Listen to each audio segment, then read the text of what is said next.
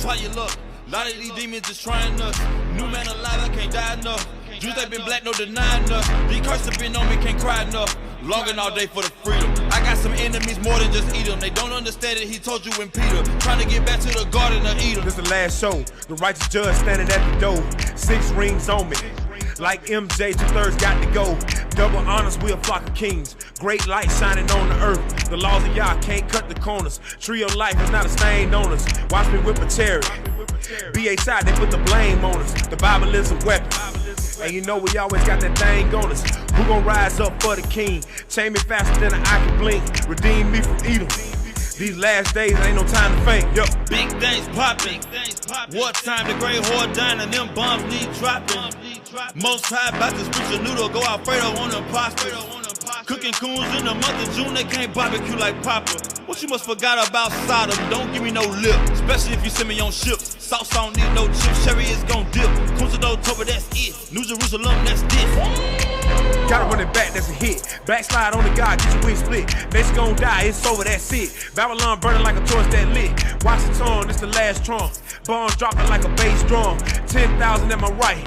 And in the 7th trump, thy kingdom come. Don't get caught on the heathen side and lose your chance on the holy ride. Destroying Edom, man, knowledge pride. After 1,000 years, he gon' fry.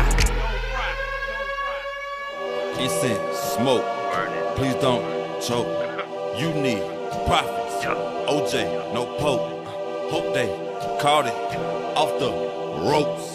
Truth, I bought it, Baghdad, hope. This world, cold, let my soul glow. Wisdom, twofold, please save my soul. Auction, blocks, my forefathers, soul. The greatest, comeback, legends of old.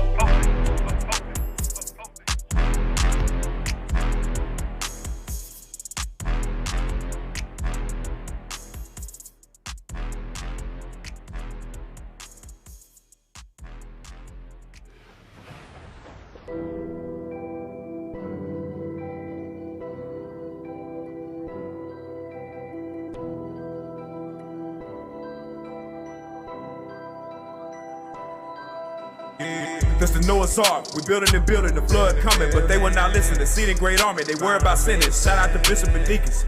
Hold tight, keep your mind on the mission. Patient saints, just hoping and wishing, waiting on our redemption.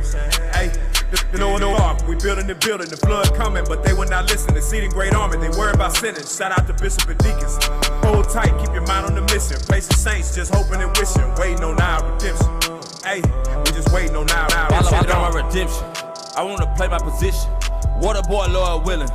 4th quarter, gotta kill it. My mind designed for this. The stars aligned for this. My fathers died for this. The chairs flying for this. Way up. Lead the pack, never wait up. Run the race when it's heavy. Burn the fat, get your weight up. Make them wake up, this for Jacob. King James like the Lakers. What up with the word? Scriptures that you never heard. Read it and weep. Pull up to the pasture, stop feeding the sheep. Attacking the dragon and slashing the bashing the passion, the action. I dash when you sleep. Enlighten the righteous, the gospel we preach. Believe it or not. The rain came and drops. Till it flooded, the same way that them nukes coming. Push the button, boom. It's where the bomb ain't much room for nations. 12 gates coming soon. That's the Noah's Ark. We building and building, the flood coming, but they will not listen. The seed in great army, they worry about sinning. Shout out to Bishop and Deacons. Hold tight, keep your mind on the mission. Patient saints, just hoping and wishing, waiting on our redemption. Hey, that's the Noah's Ark. We building and building, the flood coming, but they will not listen. The seed in great army, they worry about sinning. Shout out to Bishop and Deacons. Tight, keep your mind on the mission. Patient saints, just hoping and wishing, waiting on our redemption. Hey, we just waiting on our redemption. Gone. You like them purple shirts, tough to keep them on, cause it hurts, Lord, I hope you know me. Lord, I hope you chose me. It's too much blood in the city just to sit and watch it. We throw it down, cause you know we gonna build back up. It's my domain. Isaiah 14:2. This my turf, this my earth, you a slave. We're gonna bring you down to your place. We're gonna throw your ass up in chains. When that sick trumpet bang, we're gonna hunt you down to the grave. We ain't gonna never see your face. Noah's Ark, we building and building, the flood coming, but they will not listen. The seed in great army, they worry about sinning. Shout out to Bishop and Deacons. Tight, keep your mind on the mission. Patient saints, just hoping and wishing, waiting on our redemption. Hey, This the Noah's Ark, we building the building, the flood coming, but they will not listen. Exceeding great army, they worry about sinners. Shout out to Bishop and Deacons. Hold tight, keep your mind on the mission. Facing saints, just hoping and wishing, waiting on our redemption. Hey, we just waiting on our redemption. Listen toward the kingdom, yeah. Labor long for my people, yeah. Love real, ain't no equal, yeah. Elijah came, it's the sequel, yeah. Christ coming, they can't see him, yeah. Build an ark while they drinking, yeah. Giving them marriage fornication, yeah. While we taking back our nation, yeah. This why our fate is. God had to save us from basement. On the top, out the basement. Locked and loaded, forsake sin. We in order, now they face fit. Taking up in the chariots. The world know I'm in spaceship. Fire coming, forever blazing. The Kings is back, what you know about it? Boost banging, got the whole damn world shouting. The creature waiting for the gods to accept our calling. The sons of God about to take the kingdom, their hearts pounding. Noah's Ark, we building the building, the flood coming, but they will not listen. Exceeding great army, they worry about sinners. Shout out to Bishop and Deacons. Hold tight, keep your mind on the mission. Patient saints, just hoping and wishing, waiting on our redemption. Hey, this the Noah's Ark, we building the building, the flood coming, but they will not listen. Exceeding great army, they worry about sinners. Shout out to Bishop and Deacons. Hold tight, keep your mind on the mission. Patient saints, just hoping and wishing, waiting on our redemption. Hey, just waiting on our redemption. Gone.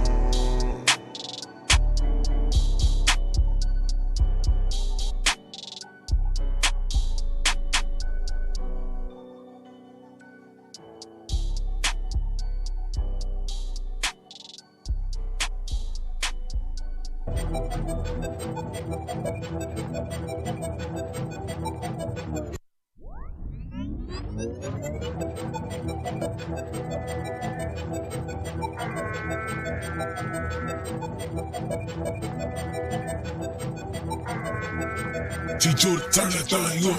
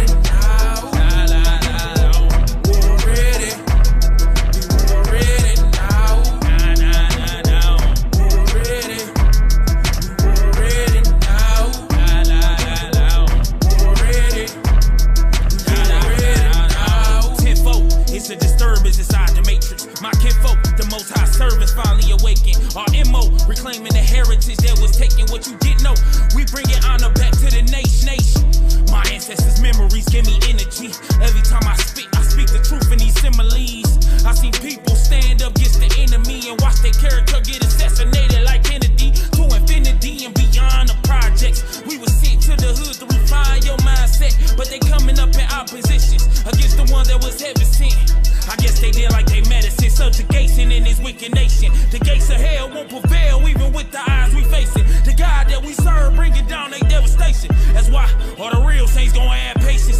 We already know.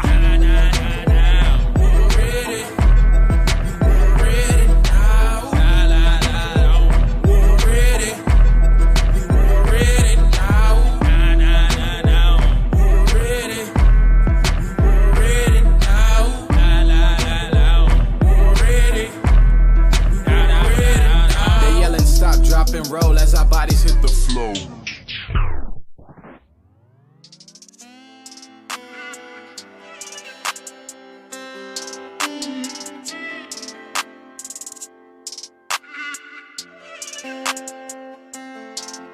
Yeah, what so wicked, it got my mind gone. We've been flipping through scriptures, it got my mind blown. And since we back on the mission with our forefathers' traditions, and we've been painting the pictures like the time drawn. Yeah, this world is so wicked, it got my mind gone. But we've been flipping through scriptures, it got my mind blown. Since we back on the mission with our forefathers' traditions, and we've been painting the pictures like the time drawn. I done been tried in that fire and made it out. Mic check. Shalom. Hey, we back with another week of Let's Talk Truth. Today you got myself, Officer Emmanuel, Officer Baruch, Officer Ezra, Officer Jonah, Officer Zachariah. All right, so today Prenay. we got a very, very cringy topic on our hands. That's right. brother. The name of the show today is Obesity in the black community. So, now this is a heavy, no pun intended. No Right. Bars. This is a heavy topic today. Now look, check this out. So I got a lot of brothers and sisters, you know what I'm saying, blood relatives, inner truth, hell, mothers, fathers, you know what I'm saying? Right. For real, leaders, all of that. You know what I'm saying? Like I said, this is a touchy topic right here. That's But y'all right. know me. I love my people. Right. So I don't spread a rod for nobody. The rod of correction is real. That's Hey, right. it Alright. constraineth you. Right, and the love of Christ constraineth me. Exactly. I gotta bring it out. That's right. But we gonna go into it heavy. You know what I'm saying? A lot of what we deal with in the black community concerning obesity is a result of systematic oppression. All right, but some of you brothers and sisters never lived in a hood a day in your life. You know what I'm saying? You're not a victim of that, but you fat as hell. Right. And we gonna deal with the whole fat shape. We gonna deal with all that today. That's right. All right, but obesity is truly a plague, and it is It's a plague. it's something that trickles down from Deuteronomy the 28th chapter. All right, so we gonna deal with that. Yeah, You y'all know, I stay praise tuned. to the Most High. In the meantime, make sure y'all share, like, comment, Right. share. That's All right. Send this link to every person that you know that's overweight Yes, sir. right now. You know what I'm saying? For real. All right, and make sure y'all call in. Because, look, I guarantee you we might lose some supporters today. It's possible. Because I know it be some sisters, maybe a few brothers, but I know it be some sisters every Sunday morning. Right. You know what I'm saying? They sit up on their couch, Right. you know, open their little honey buns and oatmeal pies. Right. You know what I'm saying? Israel With their oatmeal little pie. snacks and sandwiches Look and at watch it. Let's Talk Truth. Right. And today you gonna get cut the hell up. Right. Carved. For real. Filleted. Right. So y'all stay in the spirit, man. Right. Stay in the spirit. Today is, hey, look, this is for healing. This is healing purposes, right? Right. That's right. But in the meantime, like, comment, share, and make sure y'all call in. Don't leave our phone line dry today. Hell no. For real, you might burn some calories talking on the phone. Man. Yeah. Call in. All right, the number is 833-878-7234, extension 7. Right. 833-878-7234, extension 7. You finna say something? Yeah, obviously, you know what's heavy about this is the fact that we even have to preface this is proof that our people destroyed. It's proof that when it comes to fat people, we went all these years and we never said anything. Or our people that's overweight, we say, no, you know, that's a sensitive topic for her, you know, don't do that, don't say nothing. And we let our people get bigger and bigger and bigger until we started dying off. But now we're ready to tell the truth and show our people what the Bible say. We gotta tread like we walking on glass because our people are emotional. But that's because they don't know what love really is according to the Bible. Exactly. If I just let you just blow up and be fat to where you can't walk and you ain't even 30 yet or 40, you know what I'm saying? If I just let you get to that state, I hate you. Yeah, it's all hate. Because at the end of the day, and we're going to talk about it, but say if a big person passed away, now that burden is on who? Because now we got to pay for an extra large casket or whatever the case may be. And I want to say one thing, too. There's no such thing as big boned. Hell no. Just get that out your head. You ain't big boned. You're fat. You're fat. All right. Go ahead, dog. Damn, we need to find a video clip on that. I'm glad you said. Somebody find me a video clip about the big boned myth. All right? Bring it out. The big bone the big bone theory, all right? But look, before we get to the heavy topic we have at hand today, all right, let's deal with the warm-up. It's a ton of weight on our back for that. So let's see what's going on in the earth right now. All right, we always talk about prophecies being fulfilled. Big bone. The NASA Administrator Bill Nelson's with us now, former astronaut himself, former senator. Good to see you again. What do you make of this billionaire race to space? I love it, and they certainly had their due. Shepard, these guys have contributed a lot. The Washington Post space writer calls them the space barons. You know, I remember being at NASA when the last shuttle launch was going up. I think you were there too. And everyone on the Space Coast, from Titusville to Cocoa Beach, they were all so sad. And to see what's happened since, it's extraordinary. It's just extraordinary. All of those abandoned launch pads on Cape Canaveral, they've come to life. It's now not unusual that there's a space launch every week. And there's an exciting time ahead. We're going to launch the largest, most powerful rocket ever at the end of this year. It's going out beyond the moon, come back, and then in 2 years, 2023, it's going to have a human crew out to the moon and come back. Incredible. And, you know, then there's this helicopter. The ninth flight over the weekend, the agency called it the most nerve-wracking flight so far. How important is that technology to our future in space exploration? This was a demonstration. Now it's a part of the regular plan of NASA.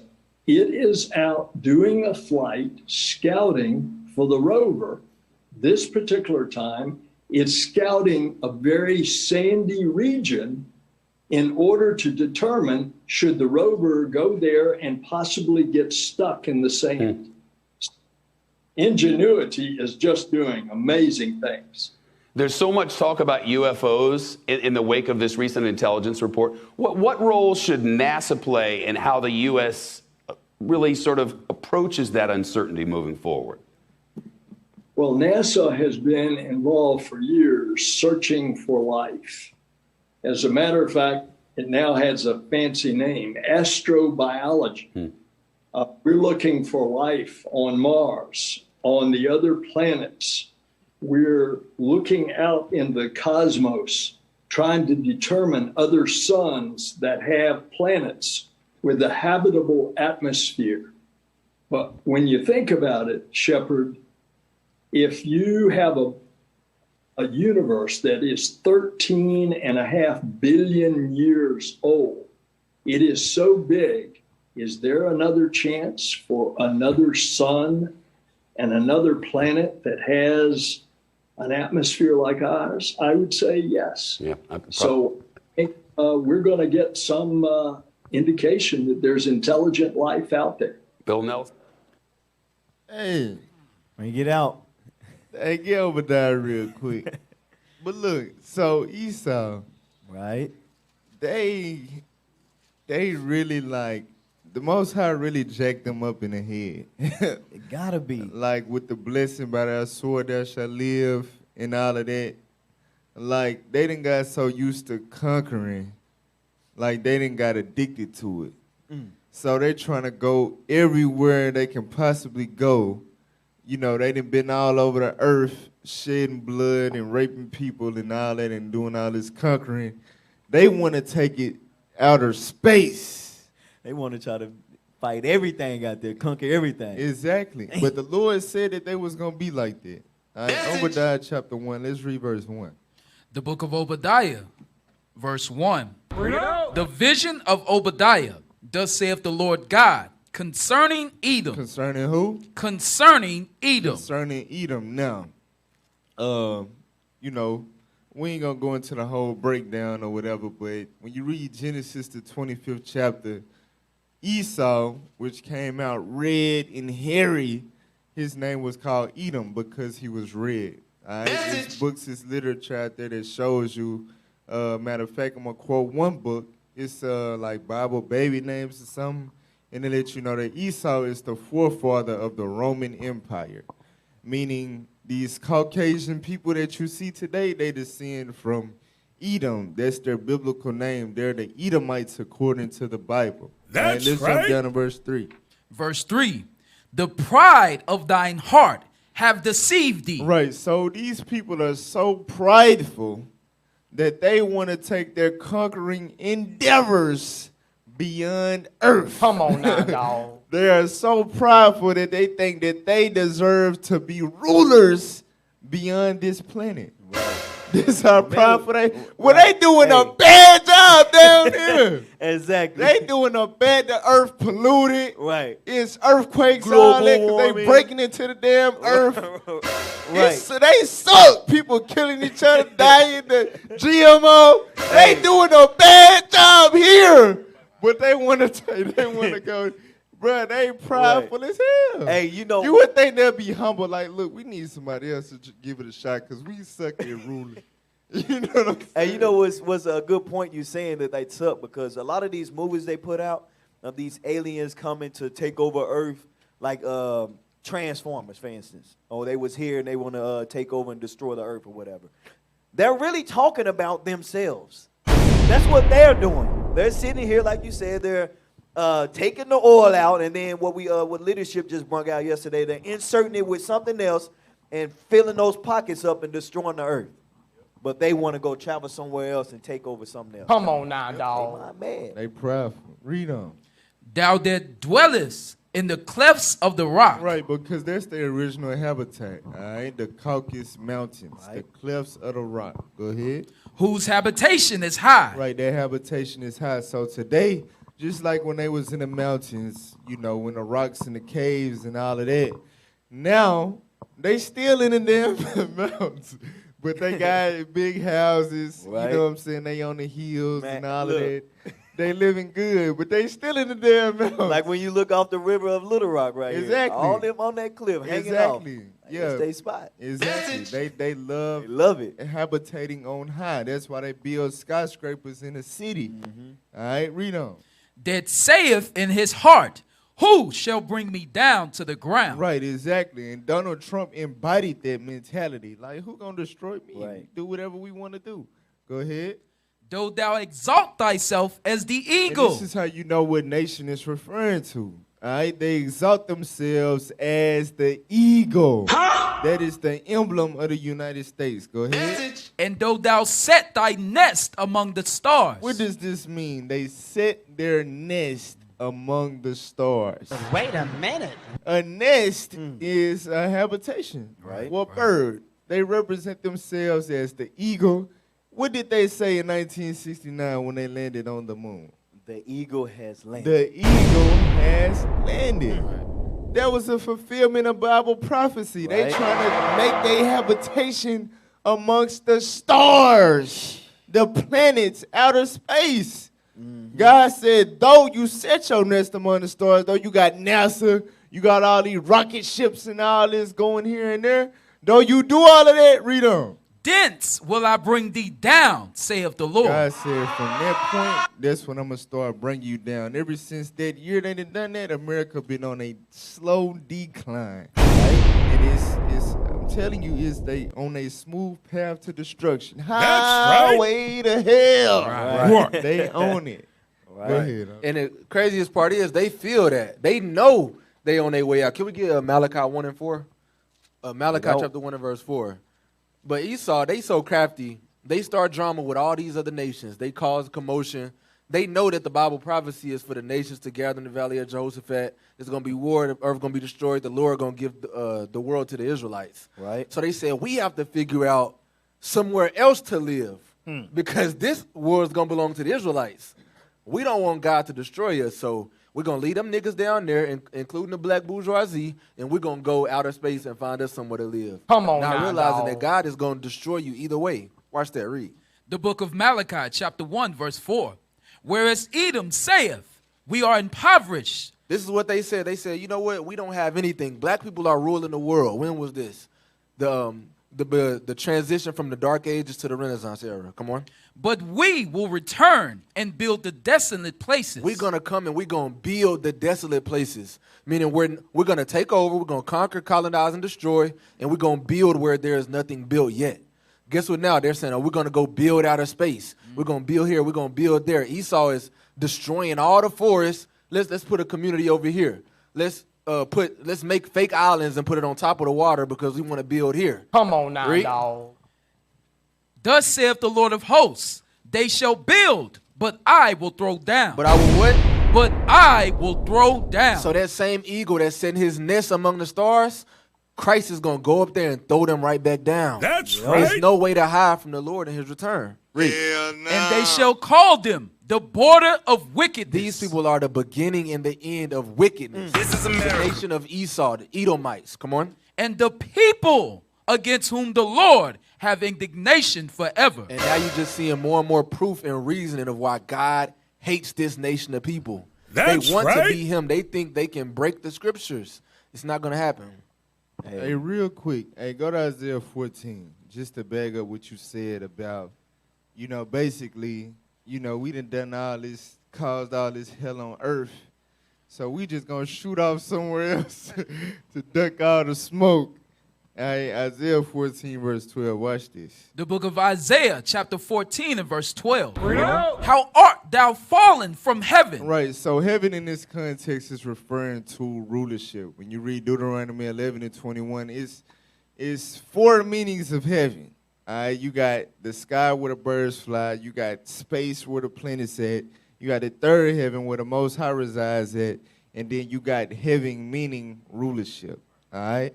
So this is talking about rulership. It's future prophecy going into after they fall. They're going to say, how art thou fallen, oh who? Oh Lucifer. Oh who? Oh Lucifer. Now, everybody know.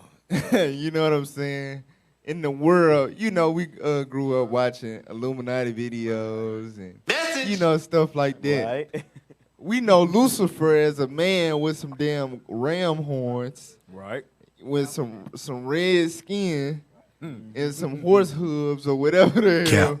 But Lucifer is actually referring to Edom. What we finna read, probably, it's going to say exactly what Obadiah said about Edom. Because Edom is Lucifer. Right. Meaning the white man is the devil. Right. Read the Bible, though. So Bring it up. come on, let's read. O Lucifer, son of the morning, how art thou cut down to the ground, which didst weaken the nations. So notice, it says they weakened the nations, right? So going into they pollution, they GMOs, they diseases that they spread, that they made in their laboratories, all of these things they did and they weakened the nations. The bombs that they made, the military destruction that they caused out throughout the earth, they have weakened the nations.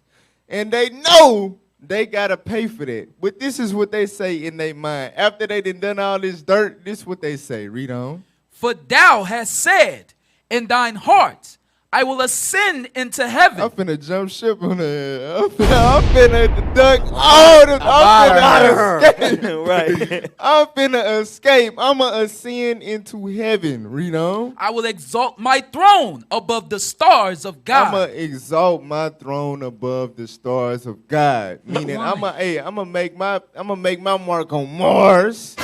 I'ma take this thing to Jupiter. For real. Right. And I'm going to go stupider. That's what they say in their heart. Hey, Come on, you man. said something because in the video he said it's like for the race for the billionaires to get up there. So that's why you saying they gonna leave real quick. Exactly. Trying to get up This there. how you know the earth wasn't made to be ruled by just anybody, just any nation. Right. God gave specific instructions and laws on how to govern the world. But because we broke that, God's showing us what the most vile person ever created would do if they had the power. Exactly. Read on. I will sit also upon the mount of the congregation And I'm going to sit on the Israelites. Read on. in the sides of the north. In North America. Go ahead.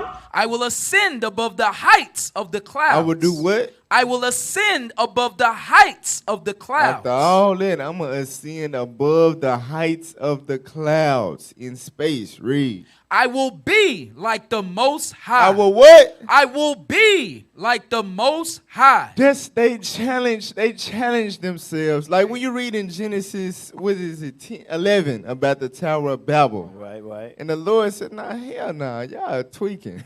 They doing way worse than them. They building real, exactly. They trying to get there. They was building a tower to climb up there. Right. They shooting rockets. You know what I'm saying? How it sound? For real. They breaking through the damn ozone layer. You know what I'm saying? Right. They getting For up there. real. They said, I will be like the Most High. They up there. I'm going to control stuff. I'm gonna be able to alter, like, what type of weather comes to my earth. Come on now. That's what they doing. Satellites to cut off all electricity. Exactly. Bruh, I'm telling you, read on. Yet thou shalt be brought down to hell. God said, oh, no. What they be using on all them TikTok videos? Oh, no. Right. Oh, no. Oh, no. Hey, y'all, I'm going to bring y'all down to hell. Right. For real, they day is coming. Right now, it's all sweet and lavish.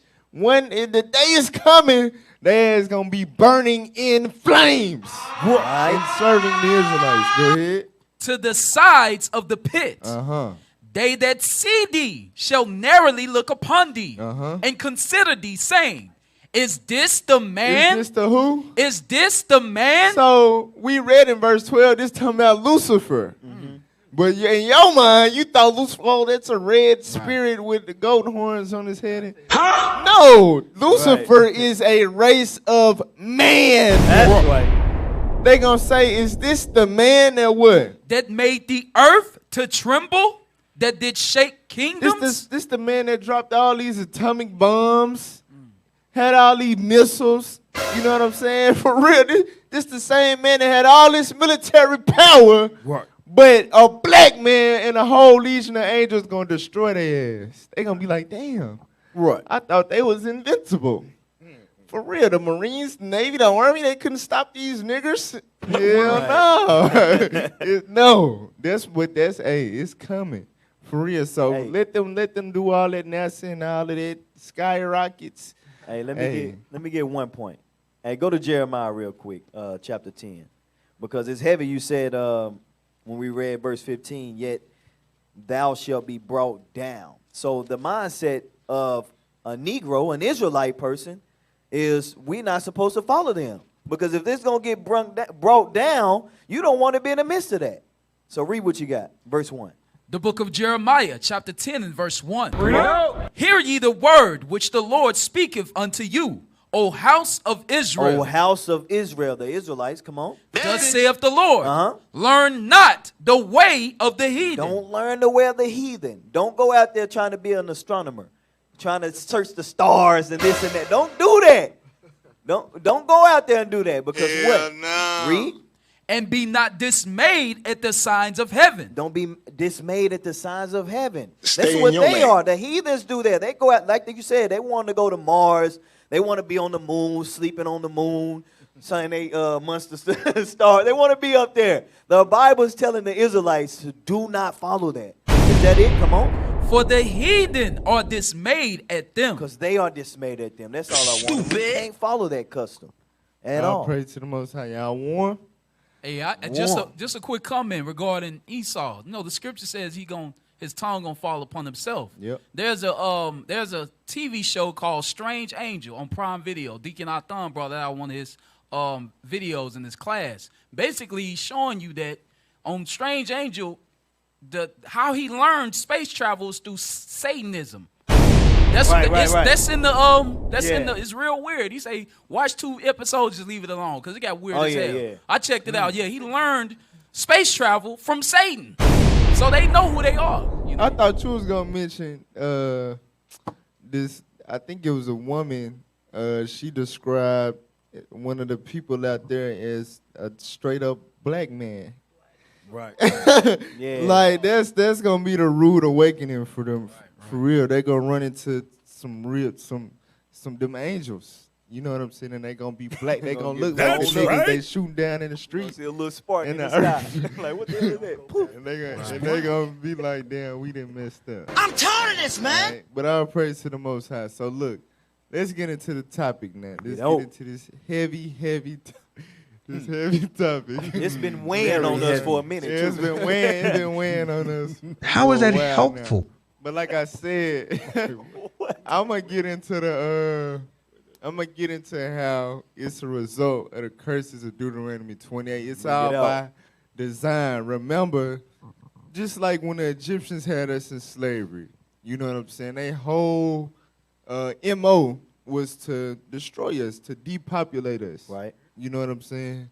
And it's all tactics to depopulation, just like we did the shows about how they get these rappers all this money to destroy they people, get us to kill each other, women and to hold themselves out, and get our young man thrown in jail. Exactly. Or put in a grave.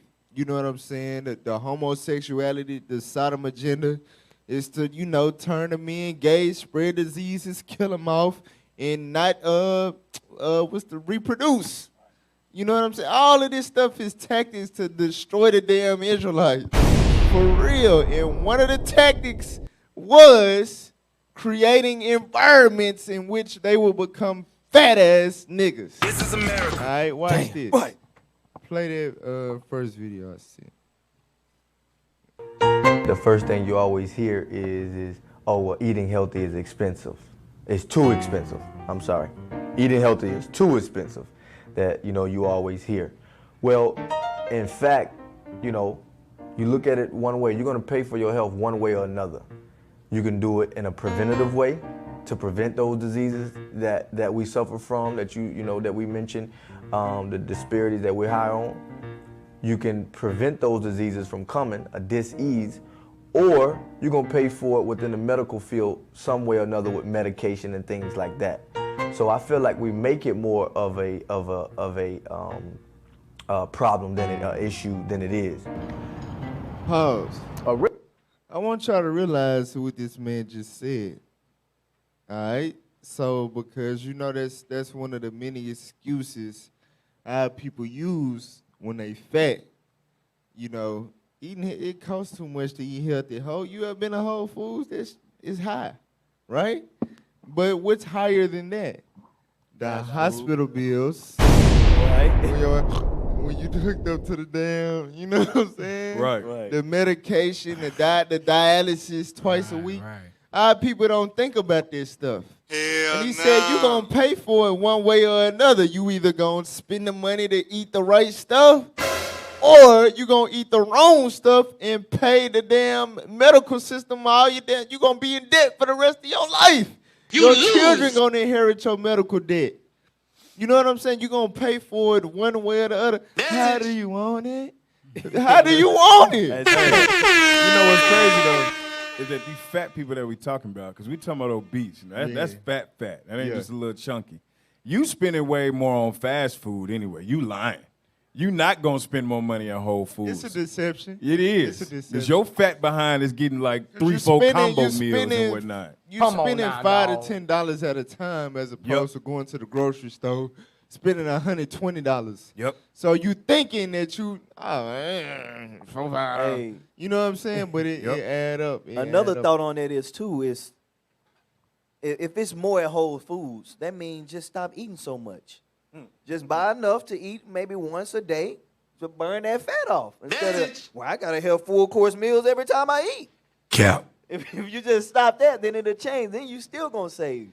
Ma'am, there's no reason that you should weigh what you weigh. You don't understand. I'm hungry.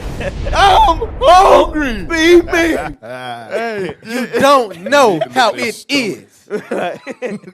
You never been through this. I'm slow.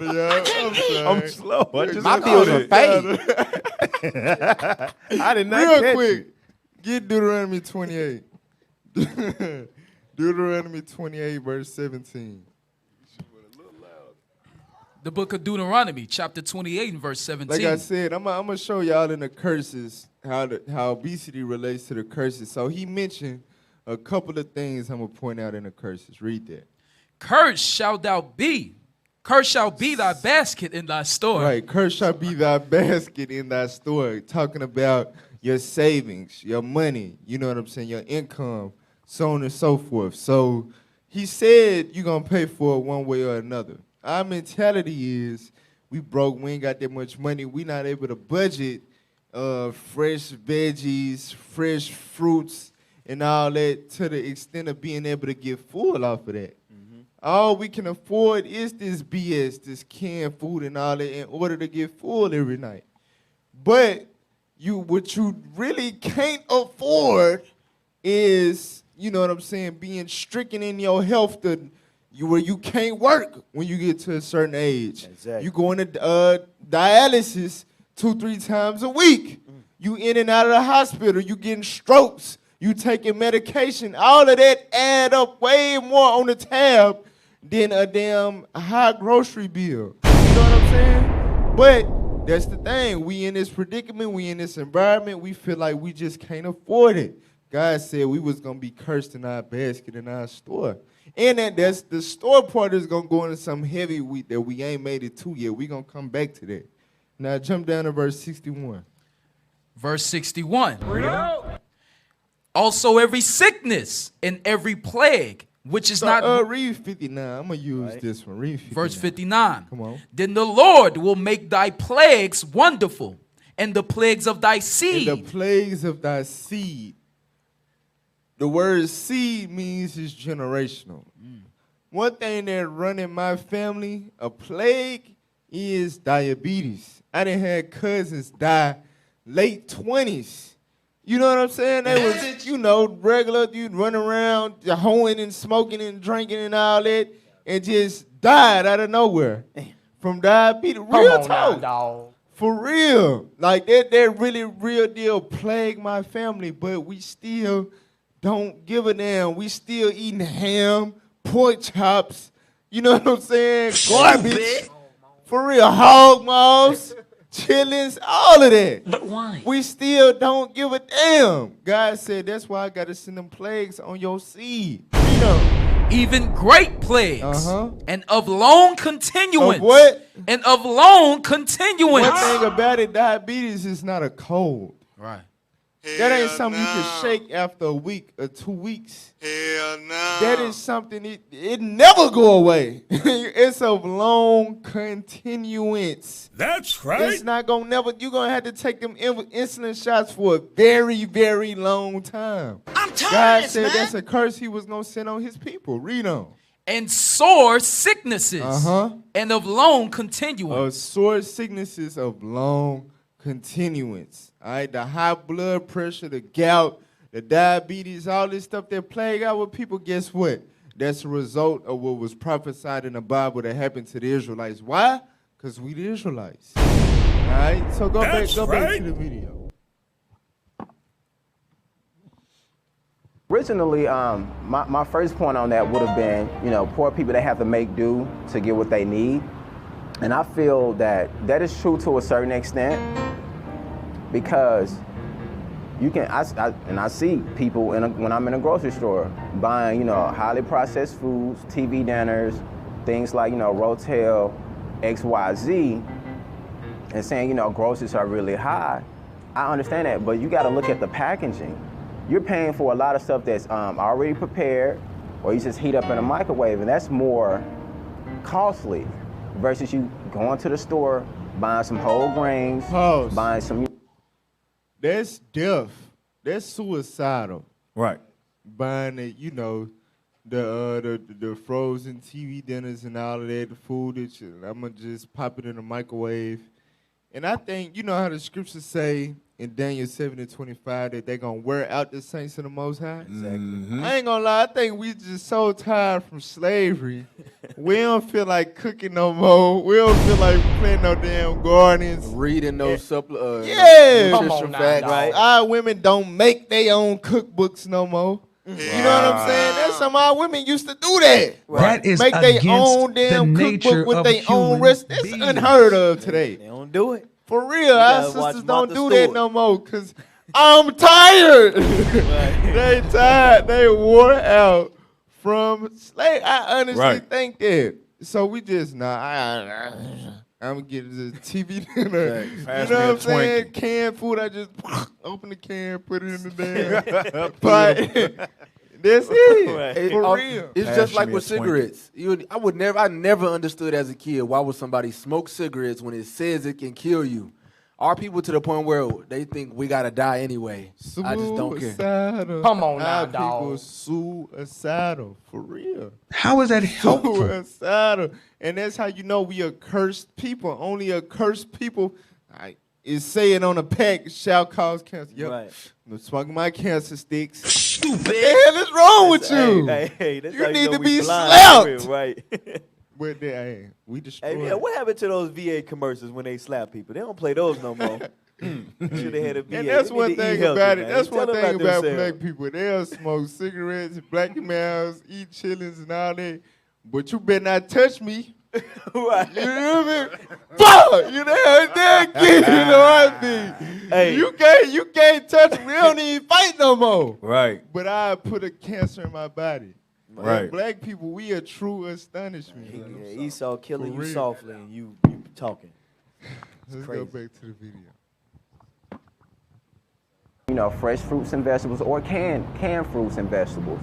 Buying those and actually preparing them. So it ties back again into the time constraint because a lot of people are working, they're stressed out, and they just try to make something fast for their kids and their families or themselves.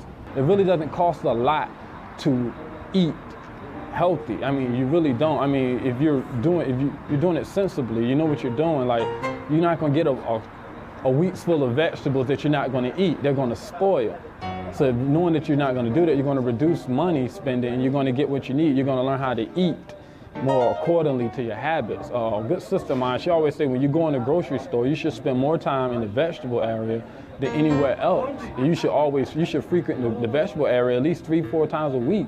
You should always stock up on fresh vegetables. And by doing that, you will reduce spending money on going out to eat and things. I mean, you look at the average meal, say you go somewhere like super fast food, McDonald's, Wendy's or something. The average, what is like $8 or something like that, $10, averaging nationally. I mean, $10, you can get a lot more food than that one little meal. You think about it. I contend that good food ain't cheap and cheap food ain't good, you know. So it's better to eat less and eat the timestamp. Okay, all right, keep going. best, you know.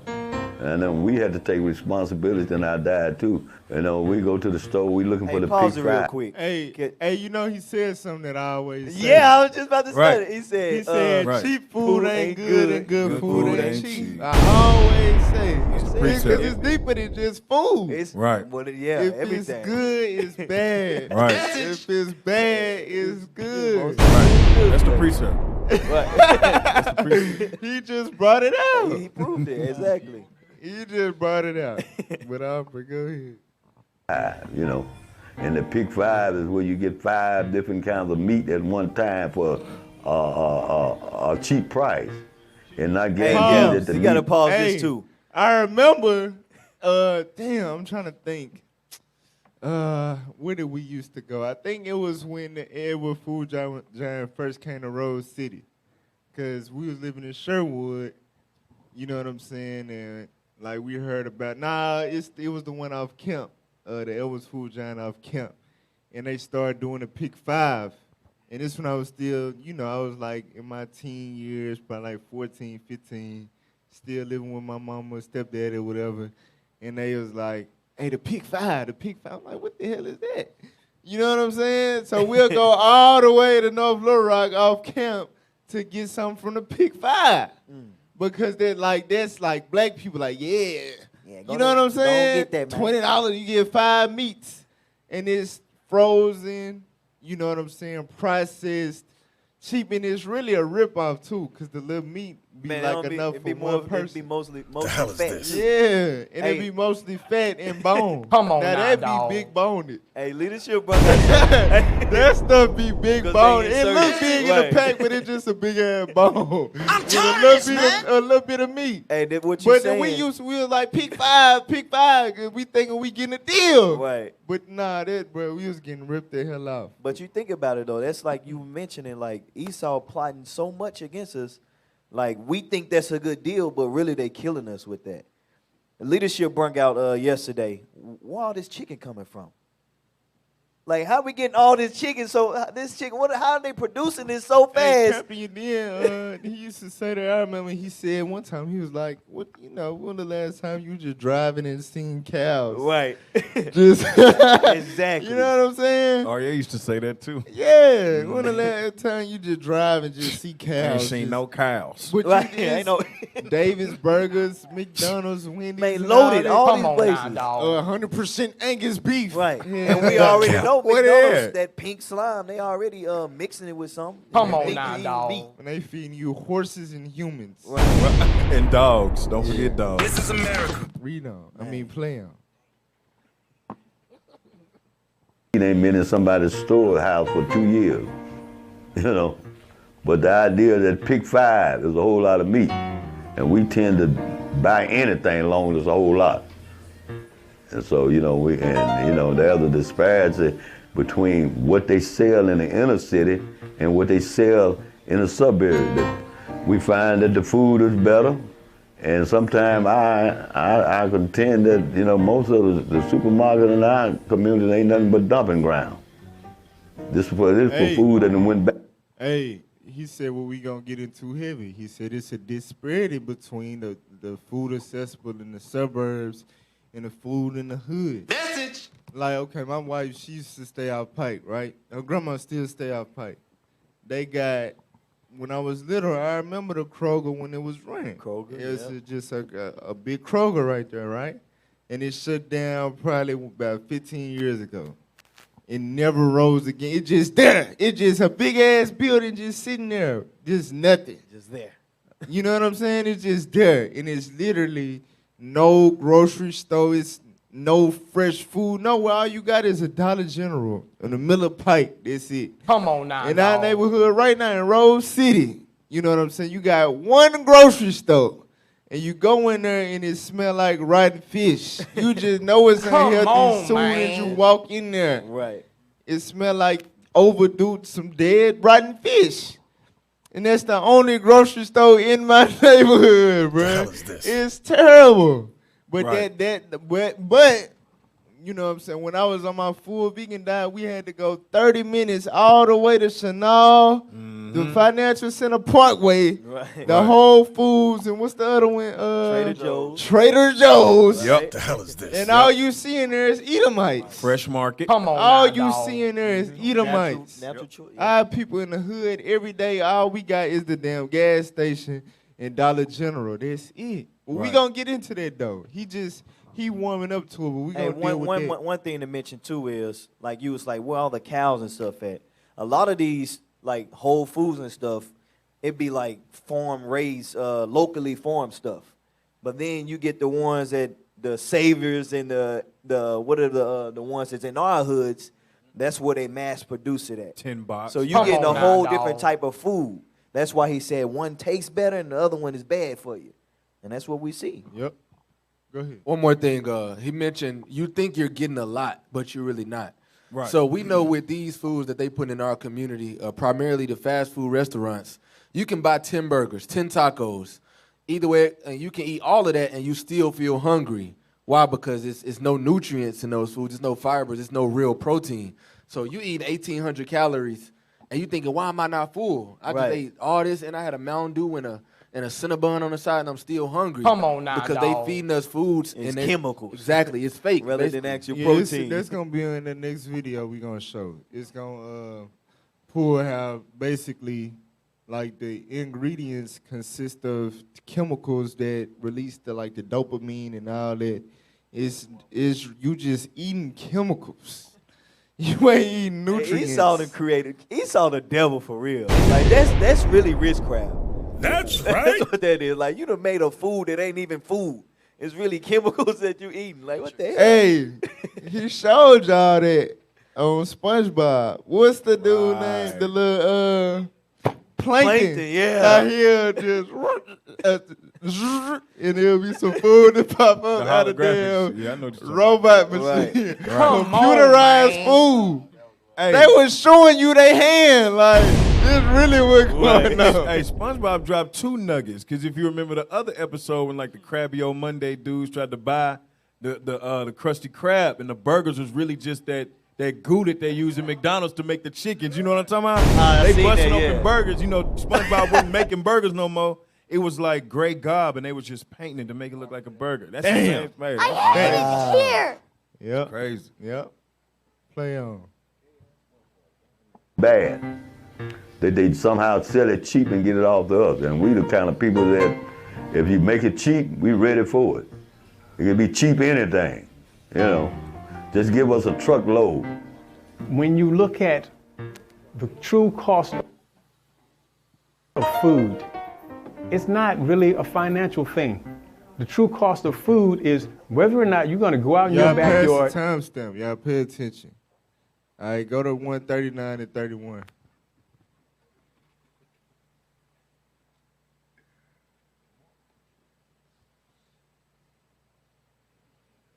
On the go and have to eat as they go, that they have to eat a low energy diet, a low income diet, and then on top of that, they're not eating as a family, which means they're spending more time outside of the home. So this situation, believe it or not, our diet is largely related to the systematic destruction of the black family. There just isn't enough time in the day. Time to fight the traffic, to get to a job I can't possibly get done from 9 to 5. Time to run to the bank, stop at the post office, rush home, cook and clean. Mommy! Oh. Well, tonight, McDonald's is making my family dinner because there's no way I can tell these big brown eyes that Mommy doesn't have time. Bruh, that's a real commercial. Now Now, the thing about it is, 1 Corinthians 15:33, and we're gonna go to break. The thing about it is, they don't use black people for commercials. You know what I'm saying? Unless It's for to profit them. Exactly, or to destroy us. Right. So notice, in order to spread that message of traffic, long day, tired from work, in the house, big beautiful. because you brown know, eyes. our women the ones that gotta work because we broke. You know what I'm saying? Right. So it ain't gonna be. We ain't gonna show a white woman on here like she tired from work and all that, and cause that's a little unrealistic. Cause she gonna do it for her man regardless. Right. But the black woman, What the hell is this? that fits them. Right. And we're gonna influence. Because who's the main consumers of McDonald's? Black people. Black folks. And we so broke and all of that, but that's one of the Tired. richest damn franchises in the world. Come on now, And we dog. they number one customer. The white woman would have been like, I'm not that tired. I be at home all day. I'm going to Whole Foods. Man, you might find one. Right. You might find one McDonald's in the Esau neighborhood. Maybe. But You you'll find a bunch in Jake's. That's because they know blacks going to shop there every now and then. You gotta think, bruh. Our brain is TV. Right. So if it was a commercial like you just said, like a Whole Foods commercial, Right. that was like, oh, I'm so tired, I'm exhausted from working. I'm just go to Whole Foods, even though that don't even make sense. Right. It's like the black woman brain will be like, I got to go to Whole Foods. tired, I gotta go to Whole Foods. Our brain operate off TV. So if they spread them type of messages or whatever, we'll be doing stuff like that, right? With no convenience. No, this McDonald's dollar menu feed your kids horse meat, trash. For real, Those because big you're brown tired. eyes. You deserve to eat garbage because you're tired from working so hard. Cap. Spend your hard-earned money on garbage and feed it to your kids. You deserve it. That's what they said. They spitting in a black woman's face.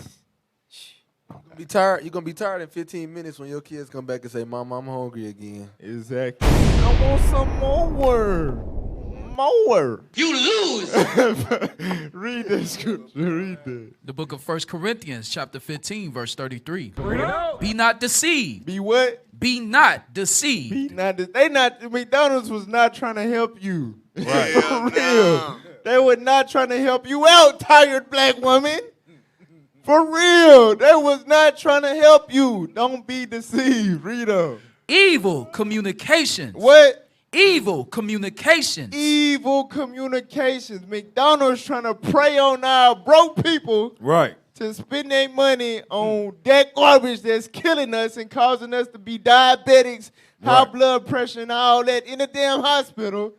Them evil communications do what? Corrupt good manners. And that's how the natural black woman's order and role was destroyed. Right. That commercial that run deep. That's why black women don't do what women have been doing for thousands of years no more. Right. They don't cook on the daily no more. Right. They don't keep the house clean no more. Right. They don't make their own recipes and stuff no more. Right. Why? Because they started that in the 80s and all that. Since then, I'm telling you, it done jacked our women up. It done corrupted all the good manners that our women had. And here we go, Cardi B 2021. I don't cook, I don't clean, and I still got this ring. Exactly. Same mentality. Exactly. It started with that commercial. For real. That commercial created Cardi B. It's heavy. You said that earlier too. I know we just touched it a second ago too, but Hold on, wait, I'm sorry. Go ahead. Because it's heavy.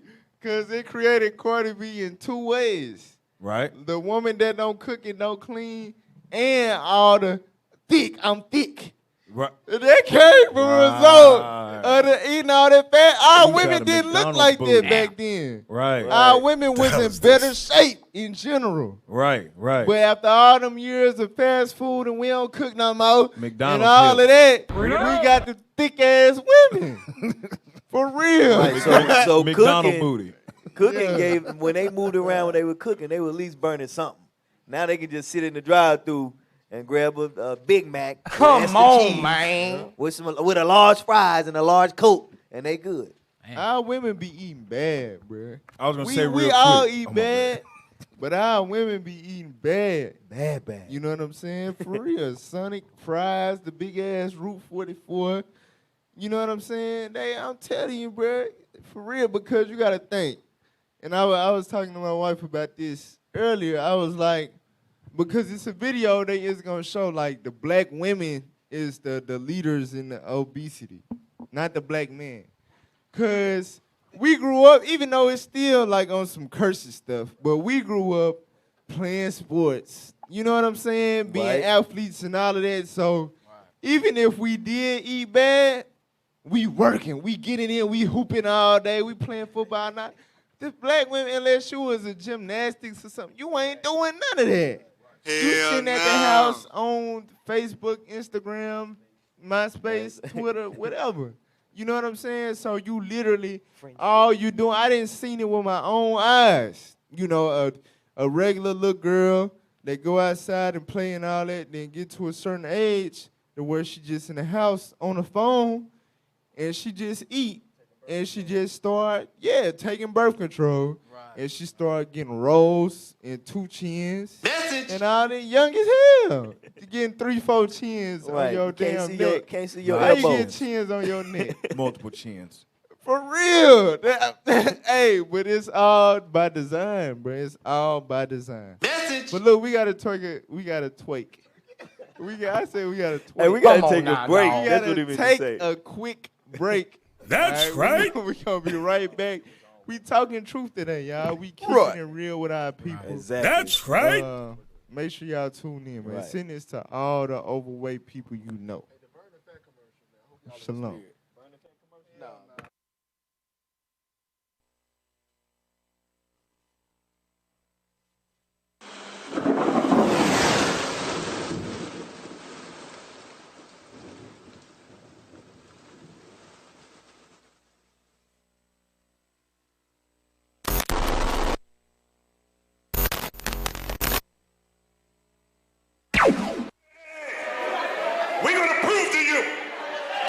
Ezekiel is noir.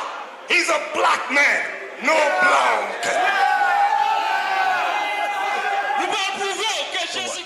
Creole now? Yeah, what? Too long. And believe it or not, that's the voice of God. Yeah. I ain't gonna change. IUIC rejects.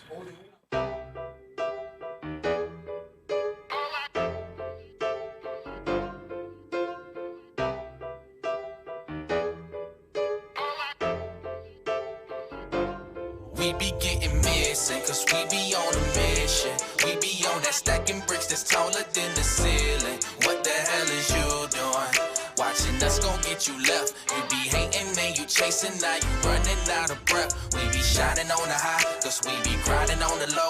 Where you at and who you with, and tell me where you about to go. What the hell is you doing? Worry about what you doing. All you doing is shoe showing.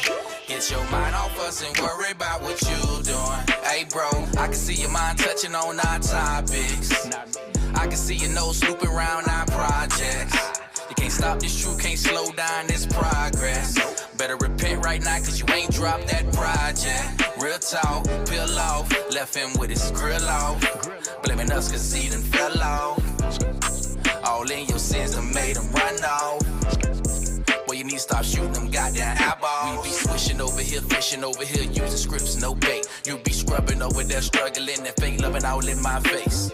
Yeah, bro, some of these fake cats wanna take our place. Got their eyes all on our plate. You need that milk, stop eating that steak. We be getting missing, cause we be on a mission. We be on that stacking bricks that's taller than the ceiling. What the hell is you doing? Watching us gon' get you left. You be hating, man, you chasing, now you running out of breath. We be shining on the high, cause we be grinding on the low. Where you at and who you with, and tell me where you about to go. What the hell is you doing? Worry about what you doing. All you doing is shoe showing. Get your mind off us and worry about what you doing. We recording yet? We live? Yeah, man, we live. Okay. How many people we got online? 2. 2? 2. All right. Roll with it. We are the Israelites, according to the Bible. Right. We are to teach so-called blacks, Hispanics, and Native Indians that you are the Israelites, Bring it according out. to the Bible. That's right. It's time for us to wake up and to know who we are. Right. It's time for us to gather together. Gather. White man don't love us. No love. Nobody don't love us. Bring it out. We gotta love ourselves. Love How ourselves. we gonna do that? By gathering together. Bring it out. Give me Zephaniah, chapter 2, and verse 1. That's right. Hey, you can't find it, Bishop? It's in the back of it's in the Old Testament at the end somewhere. I know just what you doing. Stack no bricks, who you fooling. Never congregating like a student. You be homeschooling. You don't know your purpose. You belong in churches. Shalom, most high in Christ blessed, but never put no work in. We be in the trenches, always on a mission. For the 12 scattered abroad, yeah, we go the distance. It's an exhortation. Stop living in the matrix. You be waiting on the kingdom, do nothing to take it. Just face it. Oppressed and you complacent. Not by observation, but waking up the nation. What the hell is you doing? We be out your teaching. You committing treason. Last question, when you leaving? We getting missing, cause we be on a mission. We be on that stacking bricks that's taller than the ceiling. What the hell is you doing? Watching us gon' get you left. You be hating, man, you chasing, now you running out of breath. We be shining on the high, cause we be grinding on the low. Where you at and who you with, and tell me where you about to go. What the hell is you doing? Worry about what you doing. All you doing is shoe showing. Get your mind off us and worry about what you doing.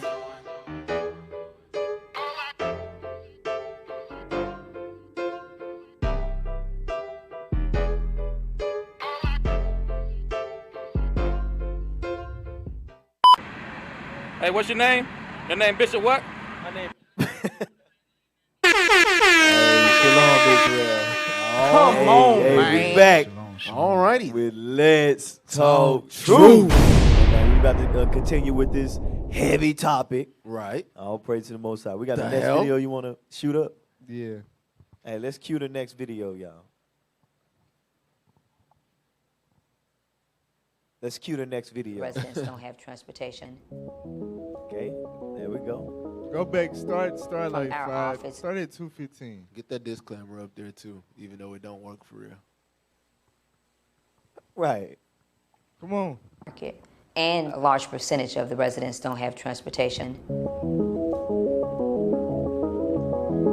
From our office in South Memphis, our closest supermarkets are 2.3 miles and 2.5 miles away, respectively, and 1/3 of our residents don't have access to an automobile.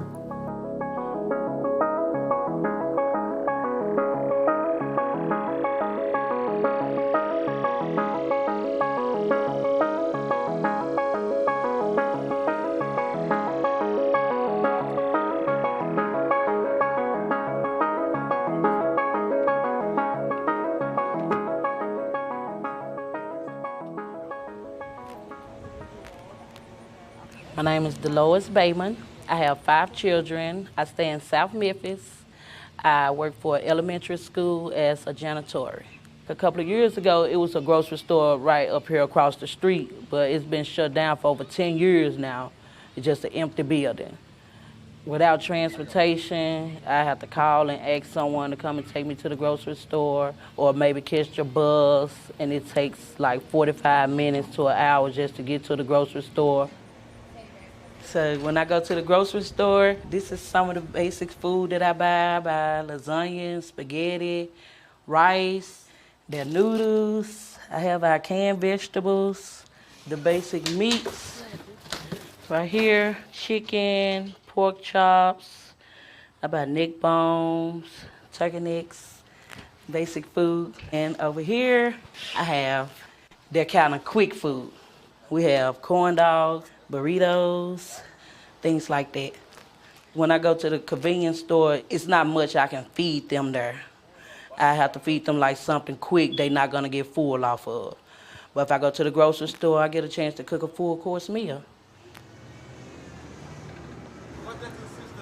Hey, how are you? This is a typical Memphis convenience store. They have a little produce, which I'm proud. They have some potatoes and onions. But if you notice right behind, there are sodas. 2-liter sodas and snack foods. So cookies and chips and candy and Kool-Aid, whole aisles of chips. Even more soda, sugary American breakfast foods, cereals, mechanically separated chicken, which is already kind of scary sounding, contains 2% or less of beef, pork, and so those are the type of ingredients that you're getting. This is pretty typical of what people have access to just walking up in their neighborhood. So the ingredients in grape drink, I don't know what anything is other than water. So.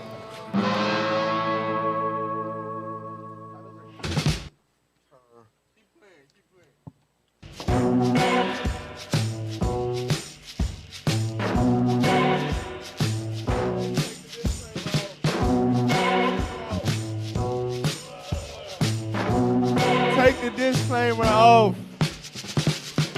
Yes. Go back. Hey, go go back. back. Come on, y'all. Damn. Yeah, go ahead.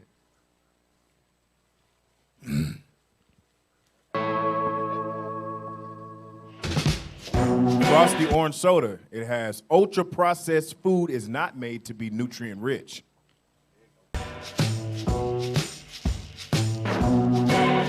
Instead, it stimulates the brain's feel-good chemical, dopamine, making the consumer crave more.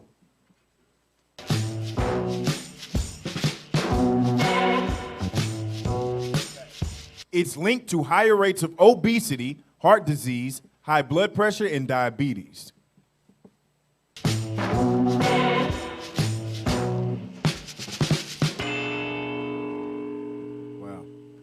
My name is Shell Williams. Hey, hold on.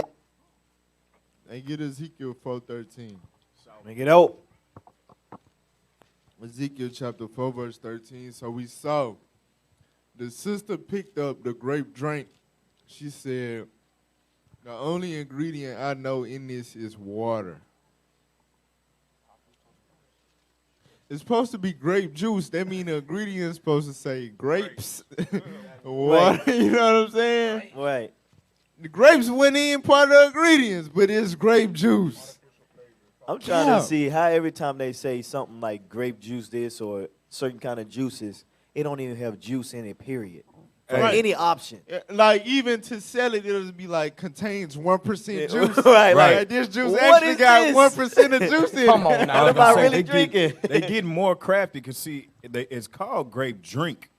But even now, it says grape flavored drink. If you look at those drinks now, it says such and such flavored drink. Jungle juice, all that. Those don't even have juice on them anymore. Some of them will. The ones that say juice, I have a little juice on them, but them just be flavored drinks. But look, notice it said that these foods are loaded with chemicals that deal with your dopamine, basically the feel-good chemicals in your brain. Right. So it's food, not nutrients to, you know what I'm saying, nourish your body and make you healthy and give you energy. It's only to make you think you eating good. It's only to make you think, you know what I'm saying, that you're satisfied, but it's literally not satisfying your body. Your body is rejecting it. Your body like, hell no, nigga. But your brain like, you know what I'm saying? For real, it's witchcraft. I'm tired of this, man. But read that. The book of Ezekiel, chapter 4 and verse 13. Bring it out. And the Lord said, even thus shall the children of Israel eat their defiled bread among the Gentiles. So God said we was going to have to do, we was going to have to eat defiled bread among the Gentiles. Meaning the food that we eat is going to be defiled. And where do they put this defiled ass food? In our community. They take out the grocery stores, the fresh markets. They have that miles away from us, which we're showing in the video. But we're in walking distance. I could just hop and skip and end up in a damn gas station. Come on, man. And they got pork skins. You know what I'm saying? Right. They You got know what's heavy too? Chips. Go ahead. Ain't no look. When you hear these food companies, like we know Kroger's a what? A grocery store. Right. But it don't say it's a grocery store. Right. All these little small towns, this is your grocery store. This little gas station on the corner. So this is where we get our groceries from. It's not a grocery store. It's not a grocery store though. But they say this is, but really the grocery stores is the ones that's not even named one, but it's away from you. Come on now, dog. Hey, this how they trick us. They make us think we getting a deal. Because y'all know that store right down the street, the Handy Pantry. We used to walk down there every weekend. Because guess what? You can get, the stuff you get in there is practically free. You telling me you can get a chocolate cupcake for 25 cents? For 50 cents? We like, man, we finna walk to the Handy over here, Pantry right now. we looking for Exactly. It ain't good I had one more buck on my plate. And me and the whole squad. Me and bro, we was in that store and both of us got 50-cent cakes. That's how easy it was because the food is that cheap. But that's how they destroying us. Hey, defiled, bro. The food is defiled that we're eating. But the thing is, like, we still out of all the broke, the impoverished neighborhoods, we grew up eating Twinkies and cupcakes and oatmeal pies. It's still producing LeBron Jameses. Right. It's still they producing hate us for that too. Wilders and Floyd Mayweather. Right. Bro, we driving a white man crazy. Like, he said, That's give why him they Lil out, Nas X. right. That's why half of them bald headed now. You know what I'm saying? Hey, say it again. Give him Lil Nas X. Give him something else. Give him Cardi B. Hell, damn it. They angry. Ask China. Give him Chief Keef. Something. Right. Damn it. They're not dying. Make them gay. Was it 6ix9ine? Give For him. real. Hey, can I get the script? Go ahead. Go to Psalm chapter 83 and read verse 2. And this is let you know one thing too. Like we bringing this out, and then our people still are going to be oblivious to what's going on. Right. Like, we're gonna say, hey, the project or whatever the case, what the white man got put in here, where they can try to kill you off with these different foods, and you still gonna walk around and you still gonna go there and eat that. You still gonna choose McDonald's rather than go cook a home-cooked meal for your family. But read what you got. The book of Psalm, chapter 83 and verse 2. Uh-huh. For lo, thine enemies make a tumult. Right, they make a tumult, a large gathering. Come on. And they that hate thee have lifted up the head. You know these, and they hate you. These enemies hate you. And you know these tumults they have, you ain't invited to. You're not going, they're not going to take you and say, bring a Negro in here so he can hear everything. That okay, we gonna drop this in this community. We're gonna put this in here. Even if I'm a 33rd degree Mason, right? I still can't. Right. Even if I'm a part of the Illuminati, I'm a part of this. Jay-Z ain't sitting in there with them. Hell no. P. Diddy ain't in there with them. The dude that used to own BET, he ain't in there. He a billionaire. He ain't in there with them. He not there. But they making these gatherings at the UN, the United Nations. You see all this stuff, all of that. They sitting there amongst themselves. They're like, what can we do? Because we hate these niggas. We keep feeding them this, and they still surviving. What can we do? Well, let's just make them fat and kill themselves. But keep going. They have taken crafty counsel against thy people and consulted against thy hidden ones. And that's what they're doing against the hidden ones. They're putting these things in place where we can stay killing ourselves. And we can stay, and you mentioned it earlier, but you didn't get on it, but what we would do is feed into what they're doing, their success, and keeping them going by following, eating pork when we're not supposed to eat these things. And they put it in our communities because it's $5. We can get it 5 for 20, and we good. You see when the lady, she opened the fridge, everything was pick 5. Pick 5. This is all crafty counsel from our enemies, the people that hate us. We're still subject to it, though. Hey, get Deuteronomy chapter 28, verse 47. Because the heavy part about that is when you think about it, like we just read, God said these people hate us.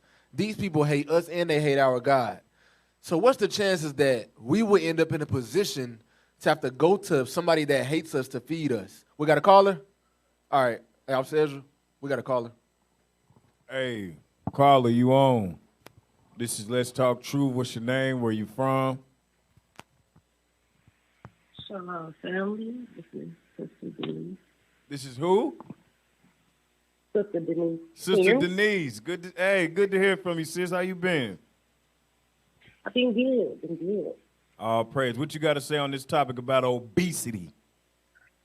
I can attest to that because when I was a kid, I couldn't wait to go outside and play. And I used to watch the sun rise just to go outside. That's how it was when I was growing up. And once I got out of high school, I can attest that I stopped wanting to go outside and play and stuff like that. And I got fat. I could say I've never been this big in my life. I almost reached 200 pounds when I had my last child. Like, I was always 117 up until, like, 8th grade, and then I became 160. But I was, playing sports, so it wasn't like I was fat. I was muscle at that time. So now that I've done had kids, I just gotten fat. I could say lazy. I don't like being outside no more. Right. Hey, that's the problem. Hey, it's because of all them bad foods and that non-exercise. But you're doing better now, right? I wish. I can attest to that dopamine. Like, I became addicted to these grandma cookies that Detroit got. They got these mini little cookies, and every time I go to the store and see them, because it's like, I think they seasonal because it's hard to find them. When I find them, I buy like the whole shelf. Hey. So they $2 for $4. So I buy the whole shelf. So I spend so if I buy like the whole rack, that's like $30. Sis. Hey, shalom. Most high Christ bless. Hey, get Ciroc 18. Shalom, officer. How you doing, sis? How you doing? I'm good. You want to know the funny thing? We have good grocery stores, pretty decent grocery stores in Detroit. Look, we got the Whole Foods, and like our grocery stores have the vegetables and fruit, all that. Are you single, sis? I'm complicated. That's what I am. I'm complicated. Okay. So look, I'm gonna keep it real with you. All right, with the campaign that Deacon Laba started a few years ago is the Burn the Fat campaign. Right. And it's spiritual because we love our sisters and we want our sisters to get married. Because the scriptures say, I will therefore that the younger women marry, right? But the thing about it is, a real prophet of the Lord, a man of God, he don't want a woman that don't got the discipline, you know what I'm saying, to, be walking around. She walking around with 2-3 chins. No, man want that. All right? Men want their women to be in shape. So this is what you got to do, sis. You got to discipline yourself because you basically, like you said, the white man fed you crack in the form of a cookie and you addicted. So let's say, yes, I am. Right, let's say a loved one you had, like they was addicted to crack and like, to them, like they just doing what make them happy. But you telling them like, no, you breaking my heart. You hurting the family. We hate this. You destroying us and you crying, you shedding tears and all that, trying to get them to stop smoking crack. Right. We need to have that same energy when it comes to these damn grandma cookies, oatmeal pies, all these crackers and cookies, because it's destroying our women. Our women walking around overweight, flabby love handles and all of that. We don't want to see that no more. Come on, man. It's destroying our community. So we got to apply this right here. Read that. Sirach 18-30. The book of Sirach, chapter 18 and verse 30. Read it out. Come on. Yes, Go not after thy lust, Read. but refrain thyself from thine appetite. So the Bible say, don't go after your lust. Because we all, like, every time, look, when I was young, I worked at Popeyes for 4 years. That was my first job. Then I worked at Walmart stocking groceries. You know what I'm saying? So all day, I'm seeing, the fresh biscuits out there. I'm slapping the butter on the biscuit. They look good as hell. You know what I'm saying? Right. I'm picking up the tenders out of the grease. Right. Woo! Delicious. For real. Then I'm going to my other job. I'm leaving Popeyes, going to Walmart. I'm stocking zebra cakes and the damn new. You seeing the new releases, the exclusive change. Exactly. You want it. You know what I'm saying? For real. As soon as you know what I'm talking about. You know what I'm talking about. Yes. So I know how I feel. I know it's a lust. Like I know that tastes good.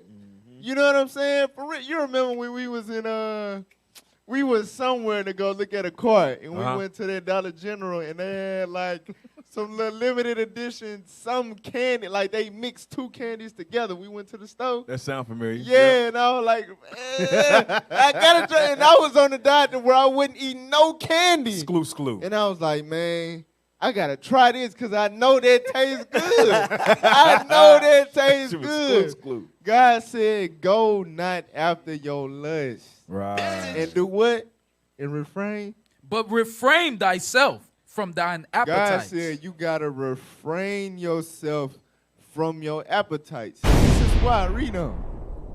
If thou givest thy soul the desires that please her. You get all the little Debbie cakes. You get all the damn, $2 for $1 cookies. The Pick Fives, all of that. Read on. She will make thee a laughing stock. She will do what? She will make thee a laughing stock. You gonna be a laughing stock. You gonna be on Let's Talk Truth in a clip, and Officer Baruch gonna crack jokes about you. We gonna be laughing. Can't even talk.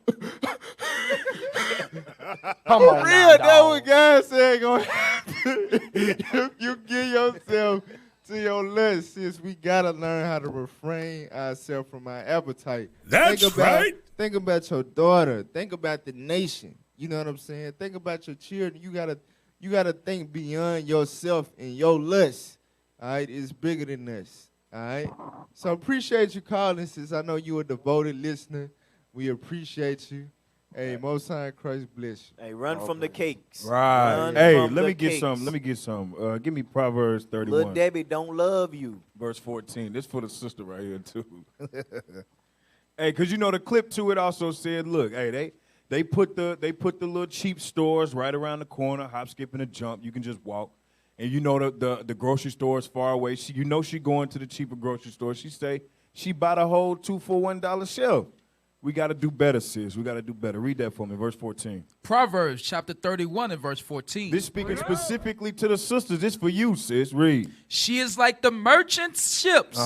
She bringeth her food from afar. She bringeth her food from afar. So be willing, sis, to go that further distance to the more healthy places, to the grocery store, get that better stuff. Because you got kids. I can't remember how many, but you got to do better for them as well. Your health got to be in order. And with you having those kids, with you being a single young lady, remember, it gets harder and harder for you to end up in the position you want to be in. And if your health is a part of that, that's going to be a bigger problem for you when you're trying to get a father for those children, all right? So make sure you follow this, for real. We know you watching. You know, you stay watching. Hey, take heed. Make sure you take heed, because I ain't think you was finna say you buy up no whole shelf or no 2 for $1 cookies online like that. So you stop that. The hell is this? Hey, read verse 16. Verse 16. Because say if our people say, I don't got transportation. Right. I can only go to the grocery store every once in a while. Read that. She considereth a field and buyeth it. So whenever you save up, get you a field, or even if it's your backyard or your front yard, or you just got to use pots in the house. Read. With the fruit of her hands, she planteth a vineyard. So every time you go to the store, just use a little bit of money, a couple of dollars on a couple seeds here and there, until you can start planting your own fruits and vegetables. And that'll cut out the excuse of not being able to go far. That's right. The Most High gave us all the resources we need to be healthy. We just have to apply it. And he put the warnings in the Bible too. Like he just read Sirach 18. Like he knew that Esau was going to create some system that'll make us go after our lusts. So he had to say, refrain from that. Run from it. I'm going to put these things in place. Esau going to put this in place. So I'm going to give you scriptures that allow you to run from these different things. And we gotta examine ourselves and hearken to it.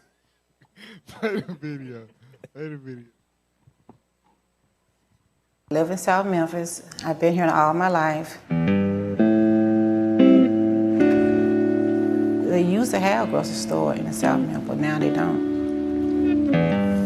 So I had to go to the bus stop, and I had to wait on the 4-walker, and I ride it to the North Terminal. And then I transfer it to a 2. The journey to the grocery store takes, I'll say, an hour and a half if the bus come on time. When I go to the grocery store, I get everything that I needed. Having to take 2 buses is stressful and it's frustrating, but I still had to go, to have food in the house.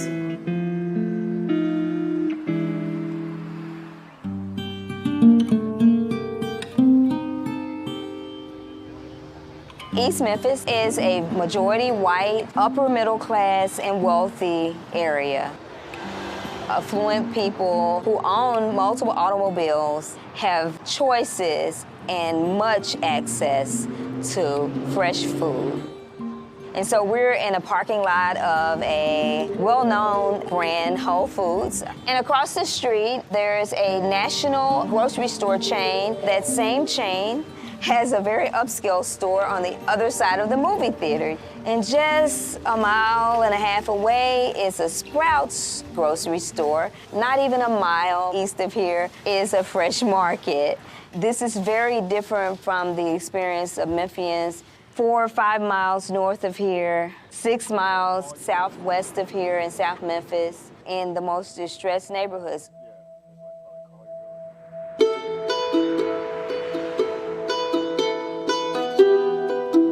Hey, this is proof that segregation still exists. They made us think that we was together, all one nation, under God, indivisible. But they, exactly, justice for all. Hey, leave a disclaimer up so he can read what's on the bottom of the screen. In the wealthiest part of greater Memphis, people lived on average 13 years longer than in the poorest. Wow. Wonder why.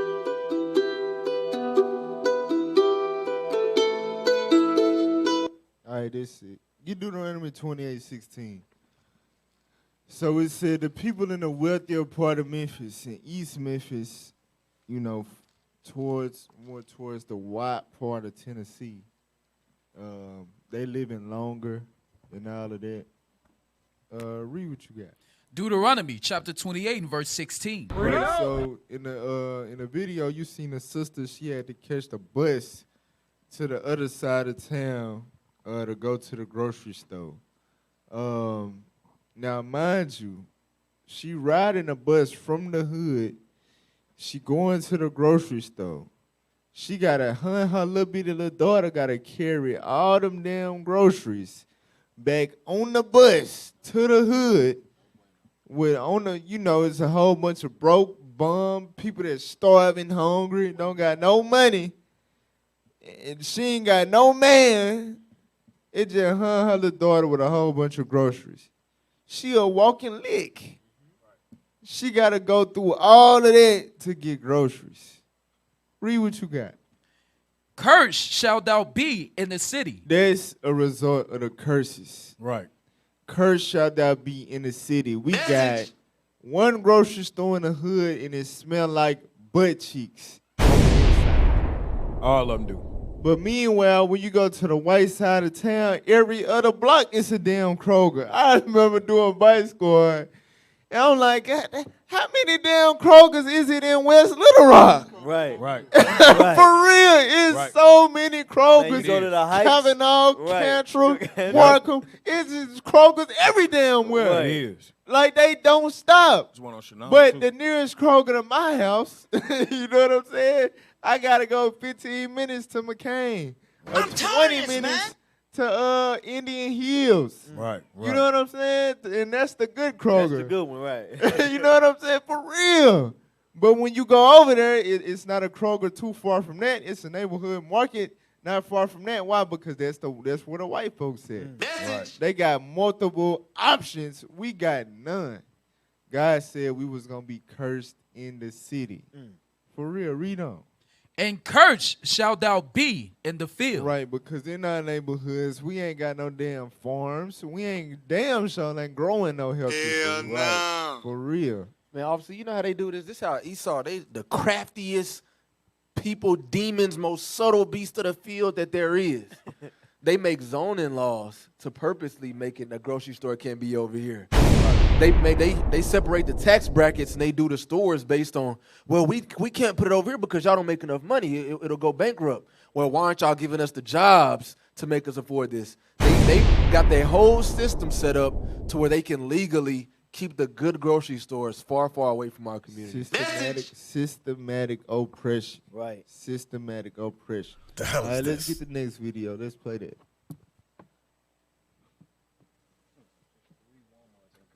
In America. It's home to Stacy, a single mother struggling to take care of her 4 kids. Papa! Yay, come on, Trees, high five. You got it, Trees, yay. All right. Yeah. This is Jalen, her youngest. The last time he got on a scale, he weighed 93 pounds. Jalen is only 4 years old. Go, Jalen, go! Go, Jalen, go!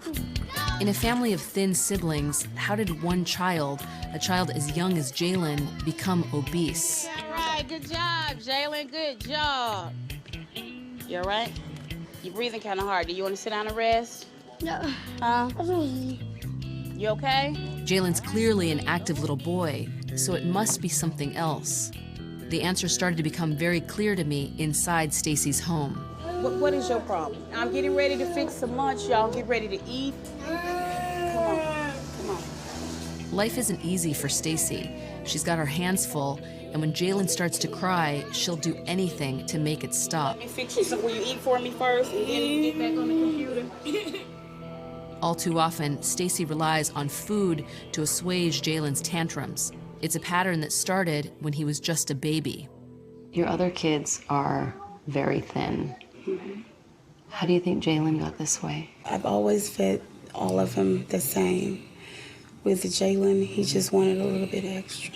Is it hard to say no to Jalen when he's begging you for things? Yes. Why is it so hard? Because he's my baby. And as a mother, when a child comes up and tells you that he's hungry, your first instinct is to feed him. Those extra portions quickly added up to extra pounds. Love for her youngest child has blinded Stacy to Jalen's dramatic weight gain and the consequences that are starting to show. All right, Jalen, come on, big boy, it's bedtime. Let's put your mask on. Can you sit up for me? Sit up for me, let me put your mask on. I want to go to bed. Okay. It took a medical emergency to open Stacy's eyes. When Jalen was just 2, she discovered he was struggling to breathe at night. Doctors diagnosed Jalen with sleep apnea. With so much extra weight on his chest, he can't get enough oxygen. Without the assistance of a respiratory ventilator at night, he stops breathing for seconds at a time. Okay, close your eyes. Good night, son. It's a nightly reminder for Stacy that all is not well with her child, that things have to change. Good night. As his mother, I don't want to bury my son. I want my son to have to bury me. That's just the way it is. I don't want to be without him. Hey, pause it real quick. Since the it was something that she said. She mentioned that he's been dealing with this since he was 2 years old. 2 years old. Because then that baby keeps on crying, eat, eat, eat, eat. You got to be able to say, no, son, you're a glutton. You can't eat anymore. We're going to eat again at this time, at that time. But they kept feeding him. They kept going, hearkening to his cry. And now you got to deal with going to your son's room in the middle of the night to put a respirator on him. So parents, be very mindful of that. You're saying some good points because, like, you don't see that with the other nations. Well, mainly Esau. You don't really see that with them as far as feeding their kids to the point where you enabling them. Now all they want is food. They grow up, their mind is food. And you bring out the scripture like the curses that's a curse on us too. Like we big, so our kids gonna be big. You don't never see it like it ain't all the ways the same. Like where okay, if your mama if the family is fat, like the daddy and the mama, the most likely the son gonna be big. Because all they want, they got the food. They're going to have all this. They're going to feed him. He crying, they're going to feed him. Whatever he want, they're going to feed him. They're going to keep feeding him. Right. And that's crazy. Hey, did we get to the part yet when she was feeding him something healthy and he begged that for some more? All right, I want to just go on and get to that real quick. If we can find it. I know they was in the living room. Nah, they was in the living room. Oh, yeah, we got sis, too. Damn, where's...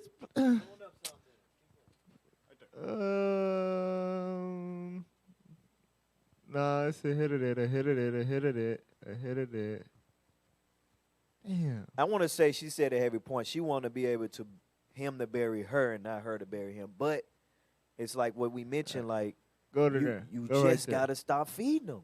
Right. Just stop. Or feed them something healthy. Because I'm telling you, this Change how you his know. habits. This how you know that these parents got bad habits and they're killing their kids. Because a kid will eat what you give them. My children are an example of that. They will eat what you give them. It wasn't until that Adrian became double digits when she's gonna try to tell me I don't like that. And that's heavy. You know what I'm saying? Right. But they ate vegetables. They barely, Carla still don't like sweets. They barely ate bad stuff, all that. Sam, his snacks be veggie snacks, all that. It's about what you give them. They gonna eat it. And what you give them. You know it's heavy you saying that because my son is 2 and he don't even eat meat. He don't eat meat, but he healthy. He ain't fat. But a lot of people chub or whatever. He gonna eat whatever. He eat the green stuff that you won't eat because I don't like this. I don't like green. Man, come on, man. Like officers say, I always say, if it tastes bad for you, it's good for you. But a lot of people won't eat it. They won't change. They won't sacrifice that at all. Y'all go ahead. I think it's the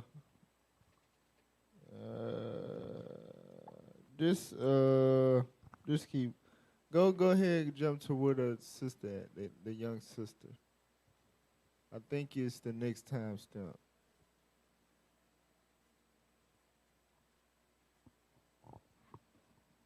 School, her mother Chanel is hard at work in a kitchen.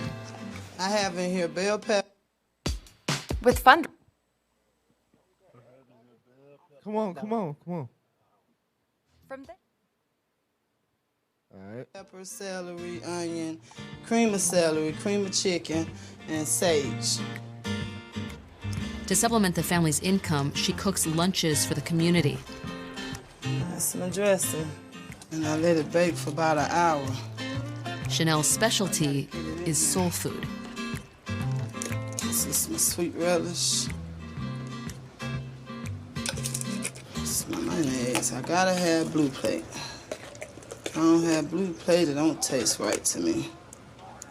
It's a cooking style that Chanel learned from her grandmothers, recipes handed down through the generations, a food culture that she's passing down to her daughter. Sugar in it. Everybody love my potato salad. How would you describe what soul food is? The turkey wings, pig feet, greens, fried cabbage.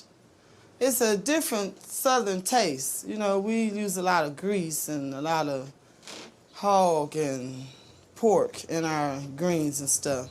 Is soul food just part of the culture here? Yes, it is. It's the culture of Mississippi. They love to eat in Mississippi. Yes. Hey, go to 34 minutes real quick. Grease and hog and pork. 34 minutes. Y'all watch this. So it just popped in my head about the little boy. Watch this, y'all. Look. Is it good, you guys? So, Jalen, are you? So now the mama is starting to make them healthy food. All right, she making them a healthy lunch with fruits and a turkey wrap. All right, it's a start to feeding her kids more healthy. All right, play on. You liking it? Let me see. Are you liking it? Y'all liking the fruit? Y'all digging the fruit? Oh, good. Thank you. If we all, take the initiative and get on board with eating healthy and being healthy, then, Jalen is going to be okay. So far, all 4 of Stacy's kids seem to be on board with the new menu. Mama, can I get another wrap? Will you just eat some more grapes? But once again, for Jalen, it's a problem of portions. He likes the food, he just wants more of it. There's a lot of grapes in it. Yeah, just some more what? Some more wrap. You can't have another one, son. That's it. Your intake is it. That's it. That's it. I'm gonna have to leave because I can't do it. The decision Stacy makes now will have a lasting effect on the rest of Jalen's life. Learning to say no, to hold the line on extra food he doesn't need. Do you not want your fruit? You don't want your fruit? This is my son, and I love him, and I'm gonna do, what's best for him. It has to happen now. The older Jalen gets, the harder it will be to drop the weight, something that Brianna knows all too well. All right, pause.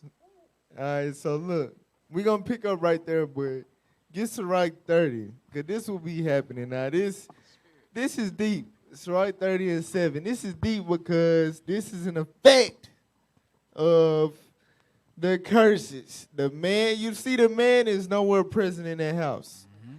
How did the little boy get that damn fat? Come on, man. If she's seeing her damn child blowing up like a damn balloon. Michelin Man. For real. More. But I love my son. I love my baby. No, you hate your damn son. Right, how is that you a damn murderer. Right. But bruh, women is the weaker vessel. Like they so weak, you will let your son allow you to kill him. I get tired of For real, that man. Play that. Read that. Ecclesiasticus chapter 30 and verse 7. He that maketh too much of his son shall bind up his wounds. What does that mean? You make too much of your son can't even hurt himself. You know that's how we learn. That's how we get tough. But every time your son, you can't. Yeah. Oh my God. Like, yeah, you making too much of your son. He gonna have to get hurt somewhere along the way. Right. Go ahead. And his bowels will be troubled at every cry. And your bowels gonna be troubled at every cry. Every time your son cry, it's gonna bother you.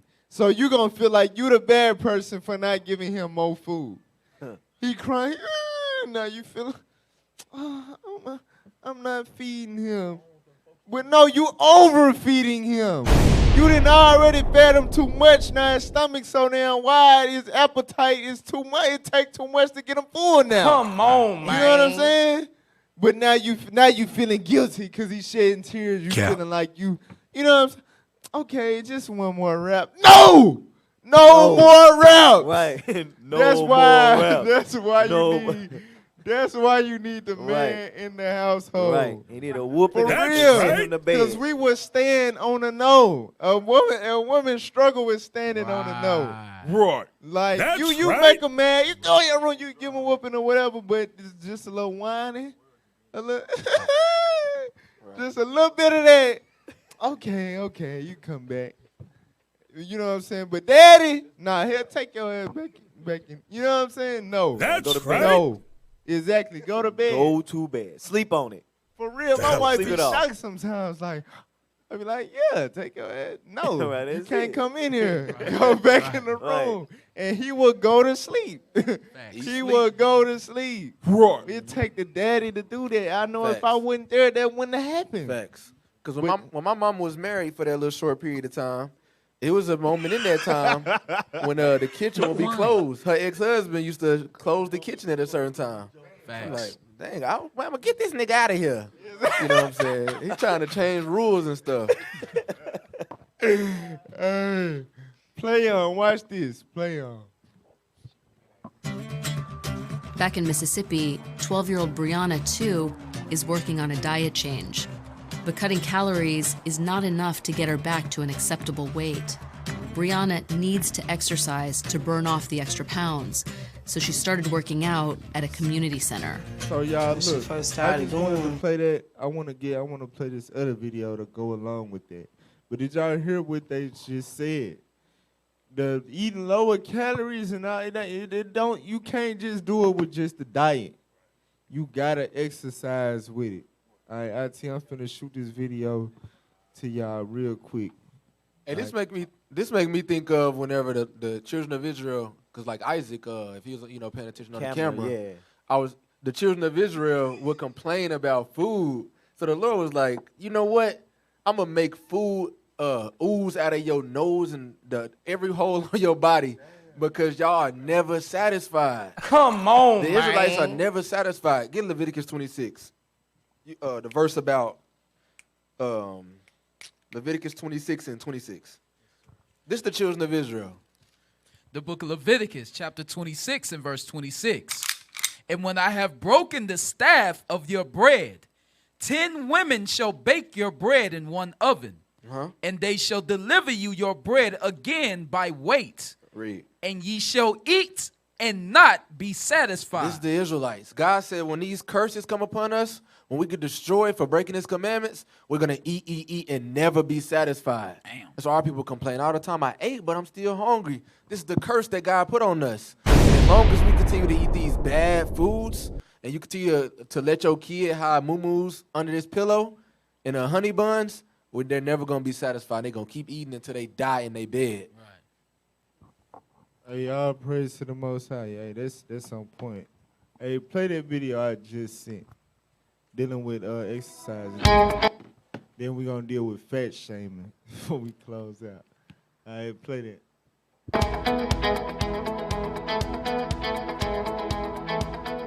Many people ask, what is best for weight loss? Exercise or the food we eat?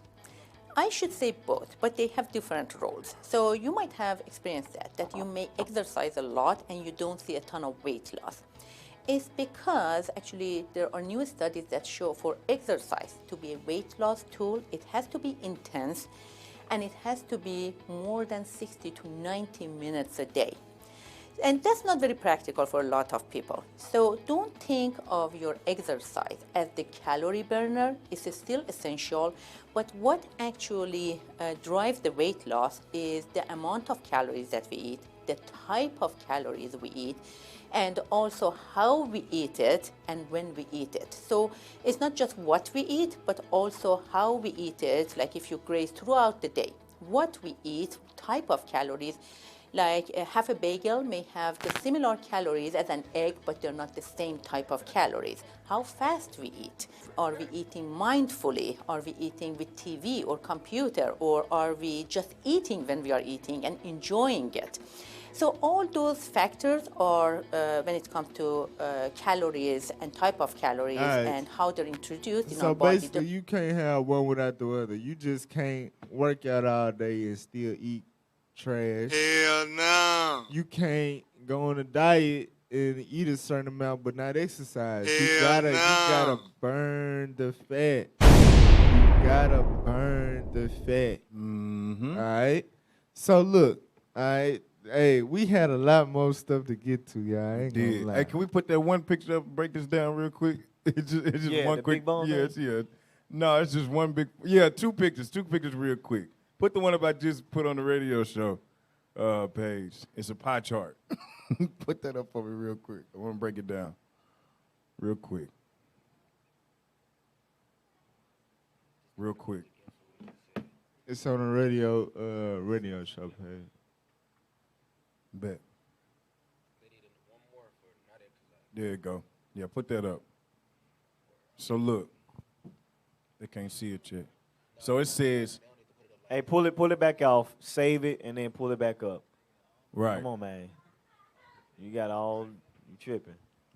I'm sorry, I didn't know it was gonna be this hard. Dead air. Right. So hey, basically, get this right pie 30 chart, while we waiting on them to get their you want life. 15, don't you? Right 30 and 14. The book right of, 30 and 14. The book of Sirach, chapter 30 and verse 14. Better is the poor being sound and strong of constitution than a rich man that is afflicted in his body. So God said you're supposed to value your health above riches. You better off being poor with a healthy, strong body than to be somebody with a whole lot of money and you fat. You know what I'm saying? You obese. You doing Snoring like a pig.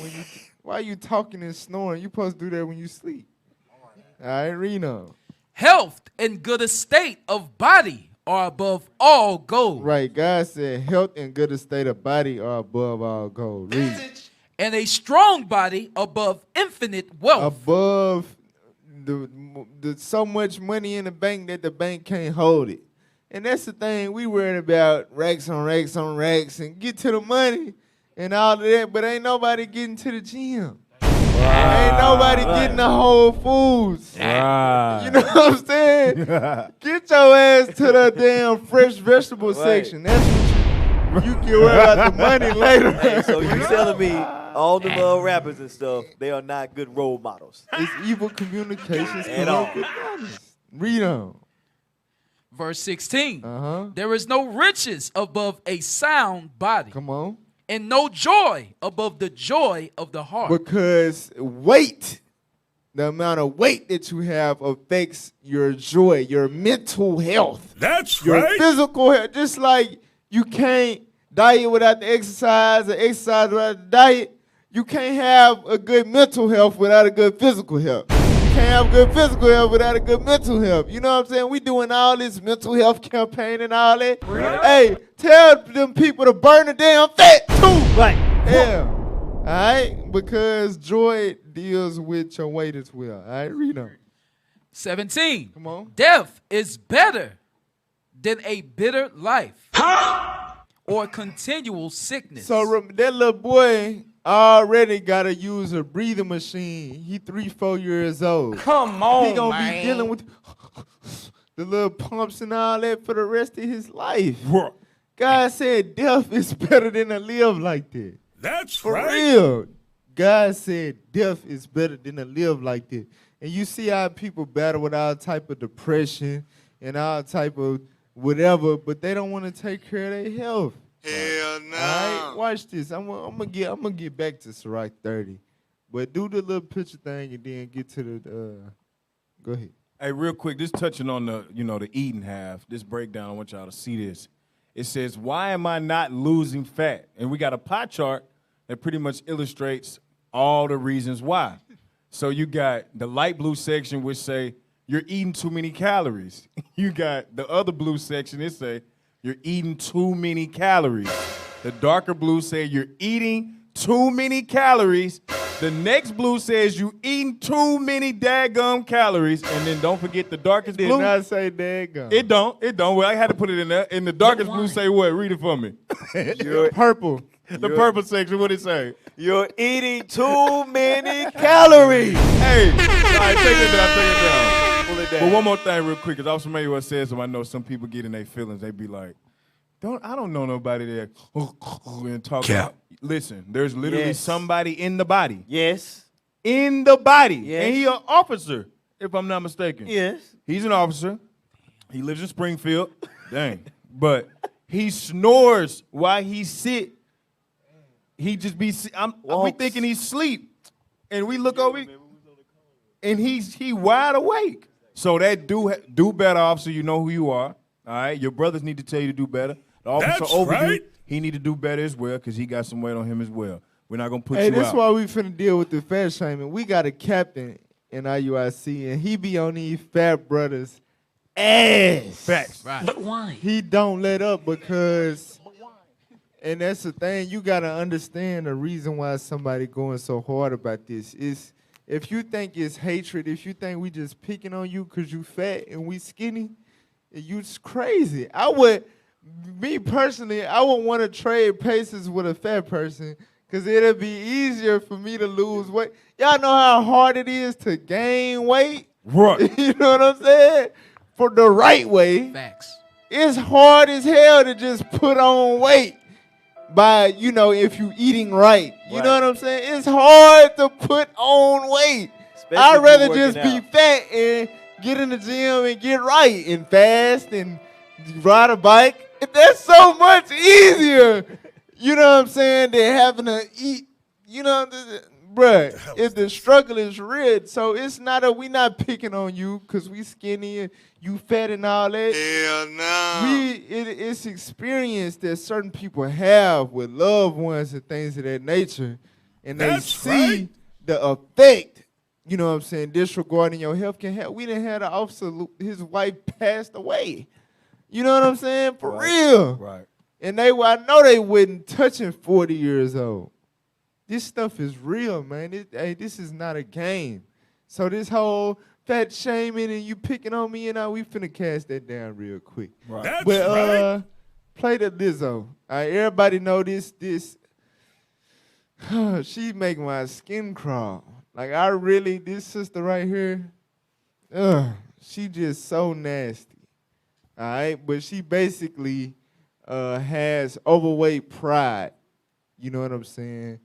And she sings about being nasty. That ain't her, but it's later on in the clip. Just play it. All right. Would you wake Put up it on and the trade hold on. places All right. with somebody who was on the heavier side?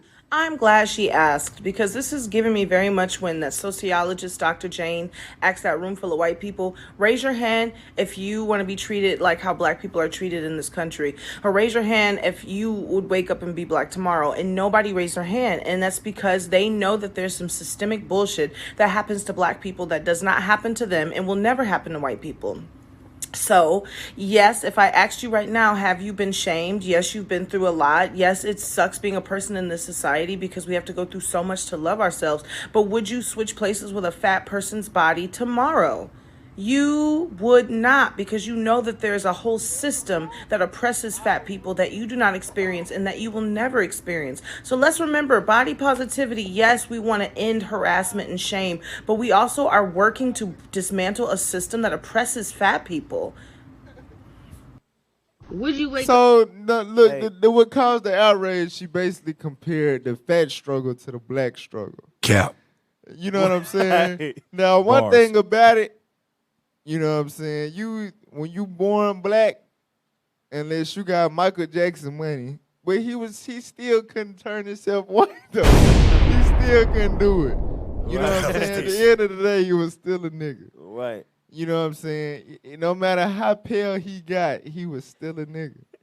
Come on now, when you dog. born black, you can't change that. All right? No. If you fat, you can glow up. That's right. You can glow up. That don't fly You here, know what I'm sis. saying? You Right. can turn into a hunk. If you fat, you can literally change that. That's You right. can't change being black.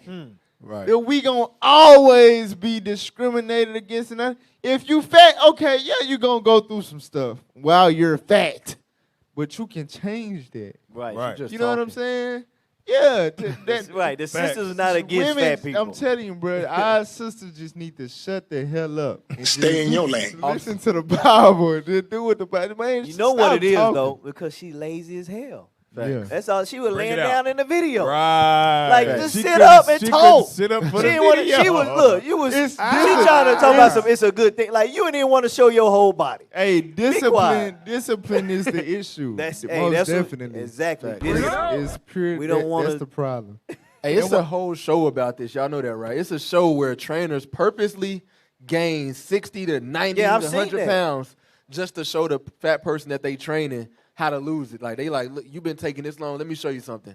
The person will get just as fat as them and work and show them how quick they could have burnt the fat. And what's Wow. heavy you've been mentioning, and it is the discipline, because if the gym is not working by itself, because the mind and the body got to be on one accord, right? Well, then you need to go get help with your mental issues. It's something mentally stopping you from, right, which is the Bible. It's something mentally stopping you from being disciplined enough to say, hey, I'm killing myself by eating this. If I continue this trend or this track, I'm going to fall off and die.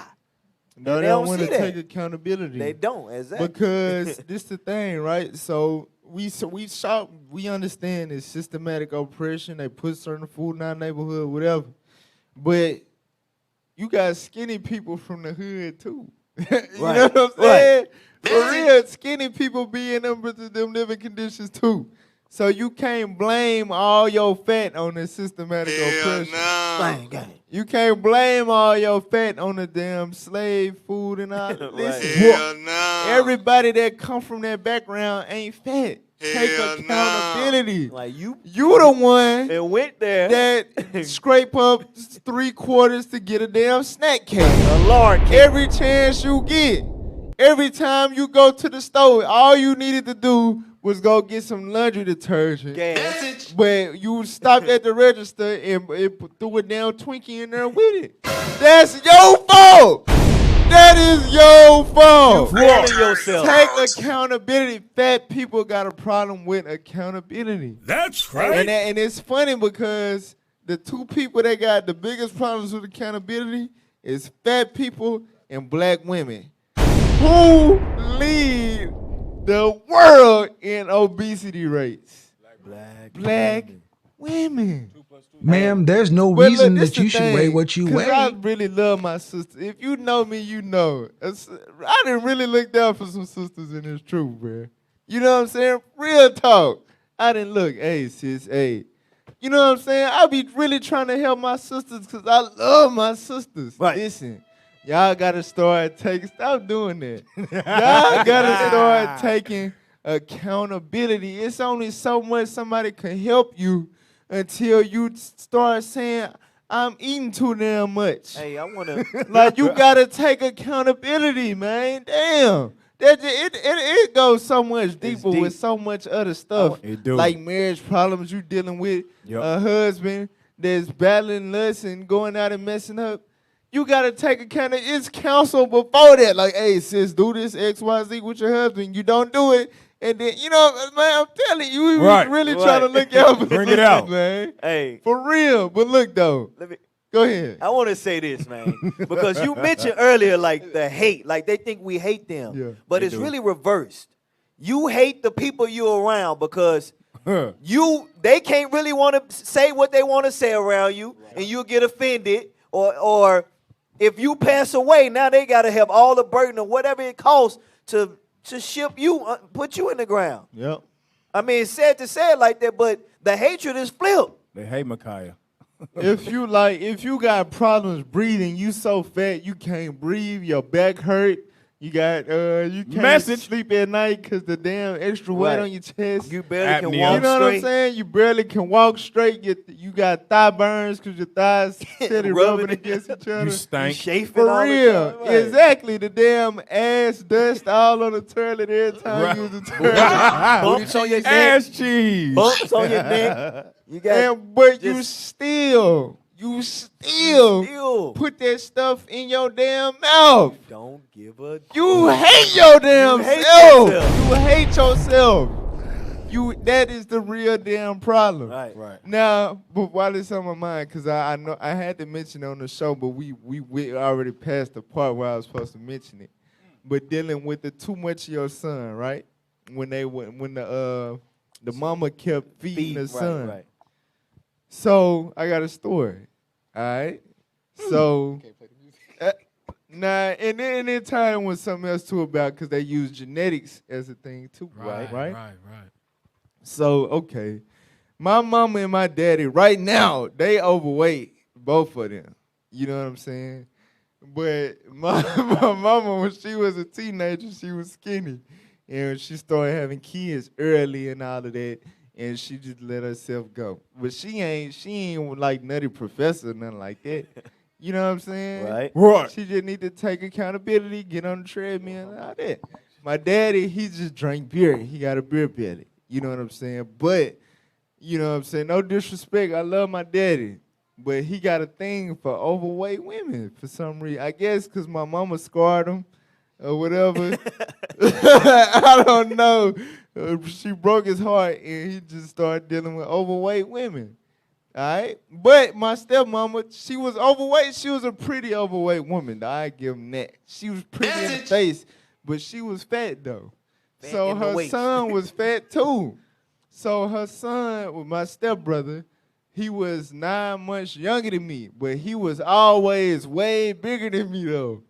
And I remember, in the summers we'd be out there. They lived in the projects. It was impoverished apartments, put it like that. So, we'll be out there playing out there, whatever. We come in for dinner. She making chili dog. I remember, I never forget this day. So she made chili dogs for us. You know what I'm saying? Now, chili dogs, like fresh out of the pot, they be hot as hell. You know what I'm saying? So we finna eat the chili dogs. You know what I'm saying? We both get our plate, me and him. You know what I'm saying? It's hot. Like, I can't even put it up to my mouth. I look up. His shit gone. It's gone. Like, I seen him eat a chili dog in 2 bites. I'm not lying. Hey, come on, I am not lying. 2 bites. I'm talking about the smoke coming off the damn. How is that helpful? Smoke come off his lips. Pick up the next one. And he ready for some 30 seconds later, he ready for some more. I ain't even took 1 bite yet. So you want mine, bro? Damn. His stuff was gone. For real. But I'm telling you, man, hey, some of our mamas be murderers, man. For real. Yep, and he's still fat, yep. Still. Hey, repent. Get Hebrews 10 and 24 out of that. I know we finna get ready. Hey, get it after this clip. Okay, go ahead. All right, play the drill sergeant clip, and then we gonna get the scripture to bag up or justify with his yeah. So this dealing with fat shaming. Now, people be trying to when it come to evil, when it come to addressing evil, because gluttony is evil according to the Bible. When it come to addressing evil, nowadays, that's the offense. Like, that's evil. You know what I'm saying? Like, telling somebody, like, stop being gay, that's evil. You hate me. You know what I'm saying? Telling a woman be submissive, like, be quiet, that's evil. You know what I'm saying? For real, telling a man, stop being effeminate, man up, that's evil.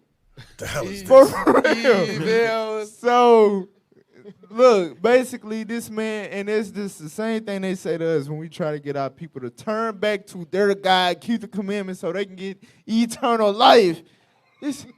I mean, you're right, but it's all about how you say it. Cap.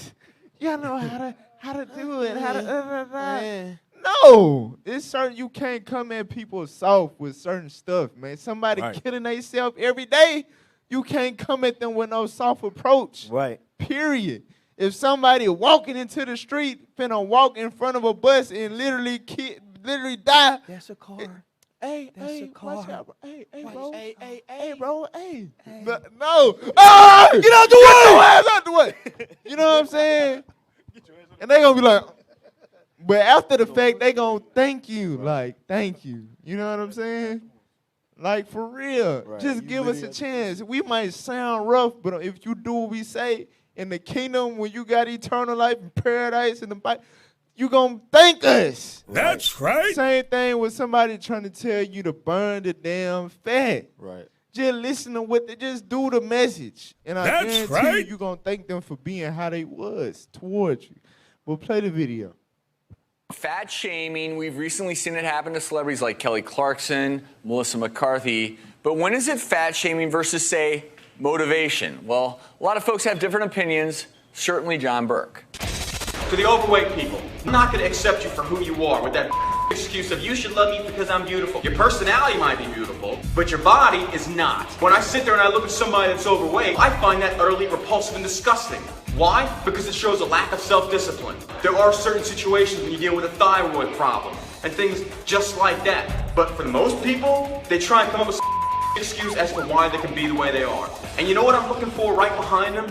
The children that are exactly the same way. And it requires some effort on your part to get up there and take an active role in your children's life. Do it for the sake of your children, people. This isn't me being angry. This isn't me trying to fat shame. This is me saying you need to change your life before a doctor comes in and says, look, I'm sorry, there's nothing else we can do. Get out there and get active. And John joins us. And John, first thing I'm going to ask is what was the motivation? What pushed you to make this video in the first place? Well, originally I started the John Burke Fitness Motivator Facebook page. And I posted similar videos, nothing like this, quite like this, but it was mainly trying to motivate people to make changes in their life by offering basic gym and nutrition advice, just very simple stuff. And I got a huge response of people making excuses. And so eventually I got fed up with it, and I started, looking around more and more, and I've noticed this society is all about let's make an excuse or let's put it off. Give some examples of some excuses that you I just don't have the time. I was a drill sergeant for 2 years. I was overweight as well. I went from 175 when I first enlisted into the Army. I got out for about a year and a half, excuse me, and I went up to 250 pounds. As a drill sergeant, you get up at 04 in the morning to train your soldiers. I got up at 03 just to go to the gym. I prepared my meals, and we didn't get off of work until sometimes 8, 9 o'clock at night, working 6 days a week. It's how bad you want it. I noticed in the video, you said that people who were kind of overweight were, I think the word used was disgusting to you. The lifestyle. The lifestyle of being sedentary. I don't believe that the human body is made to sit on a couch or a chair and do nothing. It's not healthy. So for me, it doesn't even just go into fitness. It goes in towards motivating yourself for your life. Are you satisfied with being mediocre? Are you satisfied with watching everybody else go after their goals and pursue a better lifestyle? Or are you just content sitting on the chair? You know what I'm seeing here is I'm seeing you as a drill sergeant, because when I watched it, it was really hard I'm a little for me scared. to watch Yeah, it. And it's interesting because some of your comments I completely disagree with. Other parts of your comments, especially the part about your health, I agreed with, but it was you were being a drill sergeant. We know drill sergeants say things to motivate that they don't even truly believe. Deep down is my question. Do you really believe that this is fat shaming to some extent, but that this is just the tactic you're using as a quote unquote drill sergeant for your clients, et cetera?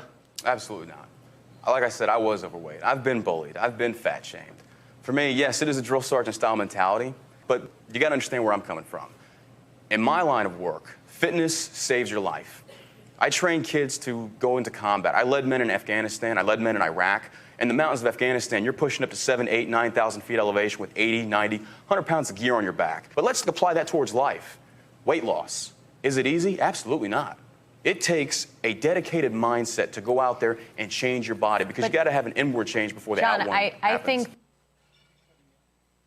Right. She was finna get a whole spiel like, I think you just got to change your approach and all of that. But go ahead. We get already the know Hebrew. that ain't never worked. And get Hebrews chapter 10 and verse 24. Something that he mentioned and you mentioned too, it all fall back to our people, black women primarily, they hate accountability. And what we tried to do was deflect everything that we've been trying to change and counteract with the Bible. Our people been trying to counteract on TikTok by using the word normalize. Let's normalize being fat. Let's normalize eating when you get home, anytime you feel like you're ready to eat. Normalize letting people be gay. Normalize interracial marriage when all that is against the Bible. So when we come on here and we yelling at you and we pulling scriptures and we cutting you up, it's to do this. Hebrews 10:24. The book of Hebrews, chapter 10 and verse 24. Come on.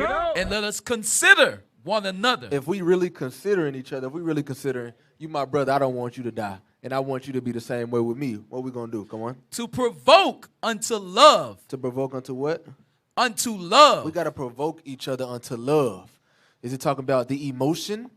This cuddles, hugs, and kisses? Applying God's laws. That's what it's talking about. Provoke each other to do what the Bible says to do. The Bible says take care of your body. It says you're the temple of God.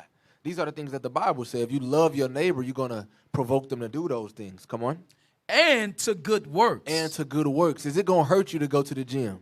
Is it going to hurt brothers when we say burn the fat? Is that going to hurt you? No, it's going to make them their dream self. Exactly. You're going to become, you know what I'm saying, the most handsome you've ever been, the most, you're going to get a physique. You know what I'm saying? The sister going to get the body, she going to become attractive. Why we telling you become your dream self? Right. You know what I'm saying? Be the best you can be physically. Right. It's not hatred. It can't. They don't even make sense. Hey. Now, if I told you, okay. So these is two equivalents, right? So me telling you, don't let nobody judge you. You can eat what you want to eat. Love yourself. He Make better love yourself you for happy. you. All right, whatever, right? Mm-hmm. And then on the flip side, I'm telling you, eat food, get fat. Right. Get fat and out of shape and get bad health and go to the hospital and die and be not healthy. You be fat. I want you to be a fat ass. Right. Now me telling you that that's wicked as hell, right? Me telling you don't worry about it. Just eat what you want to eat or whatever. Don't let them. Things. I'm saying the same thing. I'm saying the same thing. Follow your dreams. When it's a certain way, it's obviously hatred. You know what I'm saying? But it's when you put it in a smooth way and all that and use different words, it doesn't seem like it, but that's exactly what it is. Yeah. Hatred. Somebody trying to get you to improve yourself, that's edification. That's the definition of edify. That's to right. improve somebody. That's somebody trying to, the scripture say, let no corrupt communication come out of your mouth except for the use of edifying. That's not corrupt. That's not evil. That is to improve you. That is love, like the brother just brought out. But our people don't take it like that. All right, play the next clip. Get the next clip real quick that I had on the IT page. After that one, the Kevin Samuels. So this is a little comic relief right here, because this the thing, especially with our women. You know what I'm saying? The movement is, you know what I'm saying, be the best woman you could be fit, be submissive, be cooperative, and all of that, so you can get a man that you won't complain about, to just smash you and leave and don't take responsibility and be broke and all of that. We want you to be a certain way so you can get a man that's going to be responsible, financially capable, et cetera, et cetera. That's the move, all right? Making our women be the best women they can be to get the best man they can get so we can build a nation instead of just steadily dealing with scrubs. Because this is the thing. It's a lot of enabling going on, right? So you got people, that's why I really can't stand Lizzo, because she got fans and stuff. So, and then like people like my daddy. So, and then you got to think, that's my daddy. So, it's my daddy. He not a bad looking guy. He can't be because it's my daddy. You know what I'm saying? He not a bad looking guy. But he deal with overweight women. Absolutely. So it's men like him that enable overweight women to stay overweight. I can still get a man. Look at my man look good. I can get him. You know what I'm saying? And then on the flip side, too, you got our women that let these men out here that ain't worth nothing spit game to them or whatever. But the reason why they coming after you, they not trying to marry you because you're not marriage material. They just trying to smash. But when you do that, when you let them smash, you enabling them. So dudes don't feel like, I don't feel like I gotta go to college, get a degree, work hard, and have a career and be established and all that to smash you. I just gotta have a certain conversation. You know what I'm saying? I just gotta have a certain type of game. Right. So you enabling these niggas to be no good. And some of you men enabling these women to stay fat and out of shape. It's a lot of enabling going on. And that's true hatred. All right, but play the clip. This is some little humor right here. All right, to close this out. How are you? Yeah, I just did. How old Can are you you? hear me? Yeah, hold on. I'm doing all right. How about you? Okay. I am 29. You're how old? 29. 29. Okay, what do you got for me on the topic? I actually was just curious. I had a question for you. I am not in the position of being a single mother, but I wanted to ask you, what would a high value man be looking for exactly? What would they, because you're talking about what does, the single woman bring to the table, with the child, of course, in tow. Okay. What would a high value man be looking for? Why? You don't have a child, right? It's just, I want to understand. But why? I do have a child. Okay, but are you looking for a high value man? Not necessarily. It's mostly just a curiosity. Okay, I got plenty of videos. I just wanted to understand. I got plenty of videos on the topic. That's what I'm saying. I'm talking about a subject tonight. So Oh, okay. have you go back to my catalog, go look at the videos. But if you're not going to talk about the topic, I got to move on because people can call and ask me anything. What is a high value? Unless you want one, what does it matter? That's really what it comes down to. So if you're just looking for information, Fair point. I understand. all right. Have a good night. Yeah. So look. But look, that's the thing. See, people be talking about him like he be attacking women, right? And, he can be a little harsh sometimes, whatever. But you see how he spared her, right? He definitely spared her. It's when they press the issue, like, because I want one. It would have been a whole nother video. It would have been longer. You know what I'm saying? If she claimed that she wanted one, but she was like, not necessarily. She was like, I got videos. Go on now. Go on. You better get out of here. For real. You don't want this. But what was funny was hilarious. You know what I'm saying? She asking about how you value man. He like, why? Why? Ask China. Surely you don't expect to get a high value man looking like that. Don't know high value man want that. For real. Hey, can we read one comment? You want to be able to pick up your woman, bro. I don't give a damn. You want to be able to do that. Right. If I can't pick you up, no, I don't want you. Let me pick you up. Hey, we get Sirach 30 real quick, and then. Hey, while he I'ma get let that, can I y'all- read this comment real quick? Go ahead. Hey, this for these women that this for these women with the no accountability. This is from Brother Shaul Israel. It says, don't forget to mention, women will say they stress eat. Same crap my sister said. Depressed eat, stressed eat, sad eat, mad eat later, bored eat, tired eat, wake up eat, and eat before you sleep. That's literally what our sisters would do. That's idolatry. What is this? That Facts. is idolatry. Facts. Sirach 30 and 21. The book of Sirach, chapter 30 and verse 21. Give not over thy mind to heaviness, and afflict not thyself in thine own counsel. So he dealing with depression, right? He said, don't give your mind to heaviness. All right, you going through it. You got trials, tribulations. You went through stuff in your life. Don't seep your mind in that. Don't go into that place where you dwelling on it and you like, oh, woe is me. God said, don't give your mind over to heaviness. Don't afflict yourself in your own counsel. Read.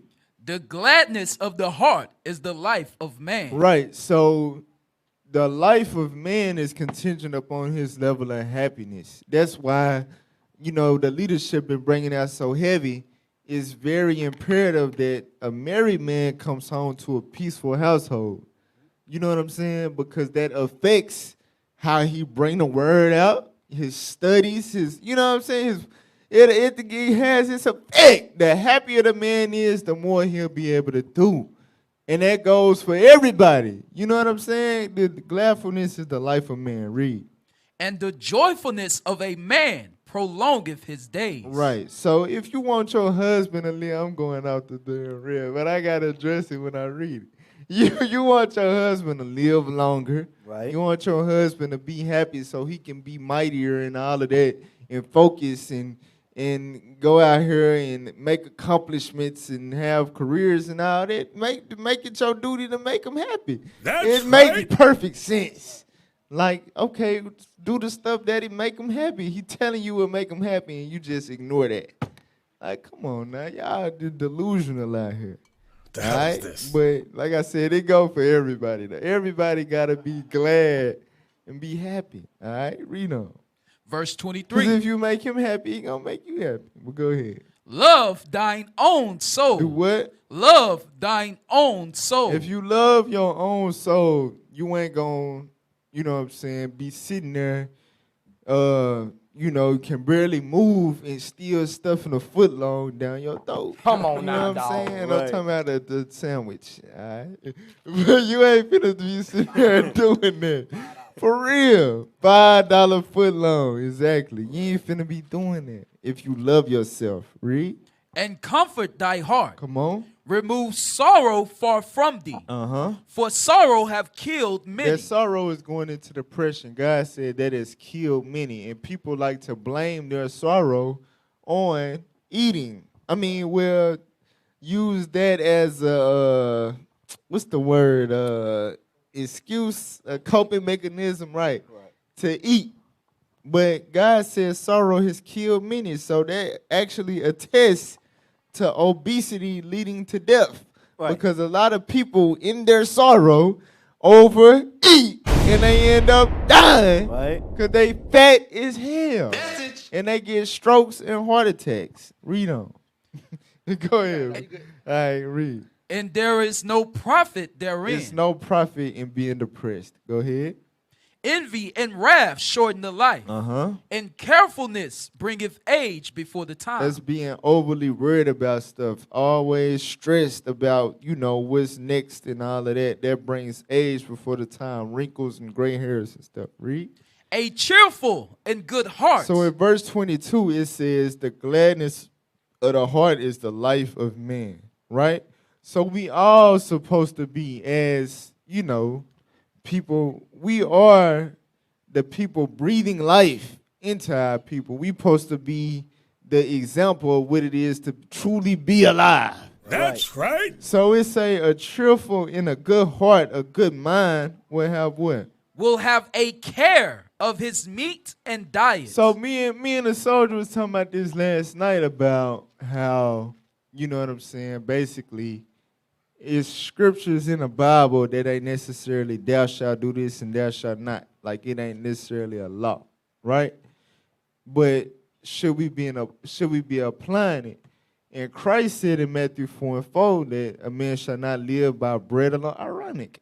Shall not live by bread alone, right? But by every word that proceeded out of the mouth of God. So if it's in the Bible, we supposed to be applying it. Right. So God said a good heart, meaning a good mind, will have a care of his meat and diet. If you don't care, you hear these classes, you know what I'm saying? Because that's what made me go vegan last year. Israelite brother was mentioning, like, bringing out facts on how all this different food, like chicken. That's why I haven't ate chicken in over a year. Like all these different foods that we eat on a regular basis, now we know it's all defiled and all of that, but you can get better defiled foods than. That don't mean you just go for the most defiled stuff. Right. You know what I'm If saying? that's the case. So I'm hearing about it. I'm like, man, hell no. I got to change my diet. And I did. You know what I'm saying? Because God said a good mind don't care about that. So if you don't care what the hell you putting in your body, I don't give a, I'm still going to Popeyes, get the chicken sandwich. I'm going to still eat whatever. I'm going to still, brothers that do that, sisters that be like that, you don't got no good mind. You don't got a good mind. For real. In other words, if you got the devil on you. In other words, if you fat, if you overweight, if you're obese, it's no way you're studying. It's no way you're studying, because if you studying or you hate the word of God. Right. You either not reading about, but no, because you hearing the damn Sabbath class. Even if you not studying, you hearing the brothers bring it out. Right. Burn the fat. Everybody if you've been in the truth over a year, you didn't heard Sirach 30. Right. You done heard either Sirach 30, 31, or 37 about the damn diets, eating excess of meat. You done heard one of them damn scriptures. Right. You know what I'm saying? At this point, it ain't you just hate the word. You don't have a good mind. Right. Your mind is jacked the hell up. No, I want to eat. You know what I'm saying? For real, that's it. You died. That's it. Right. You don't have a good mind, Right. period. God said if you got a good mind, you going to care about your meat and diet. Got the scripture. Get Wisdom of Solomon chapter 1 and verse 12. Because what you brought out on in the Sirach 30 about this same sadness brings death. This same sadness it shortens your life. Let's see what God said. So if I tell you, like, stop eating something, right? Like, okay, like I got children. You know what I'm saying? I got a son. I would tell him, no, you can't eat something. That don't mean like I hate him. Right. At all. You know what I'm saying? I love the hell out of my son. I want you to have a cheerful heart, a good mind. I want you to be healthy. I want you to grow into a mighty prophet of the Lord. Same thing for my whole household.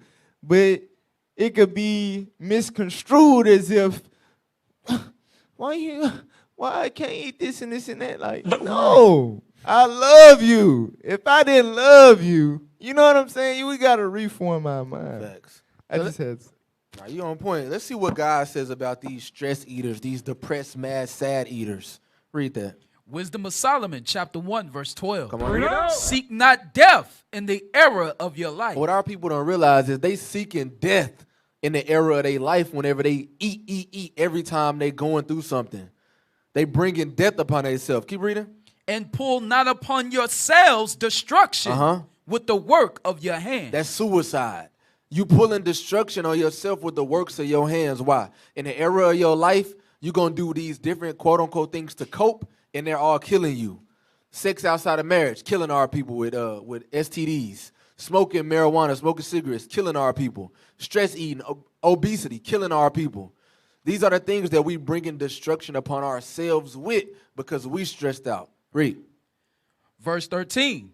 For God made not death, neither have he pleasure in the destruction of the living. God made not death. Guess what? The spirit that quickeneth the flesh profiteth nothing. If you in this Bible, you should be full of life. You should be lively enough, because the Bible says that our women, the Hebrew women, are lively in the book of Exodus. How is it now that our women are fat and dying and sluggish? So God didn't make them that way.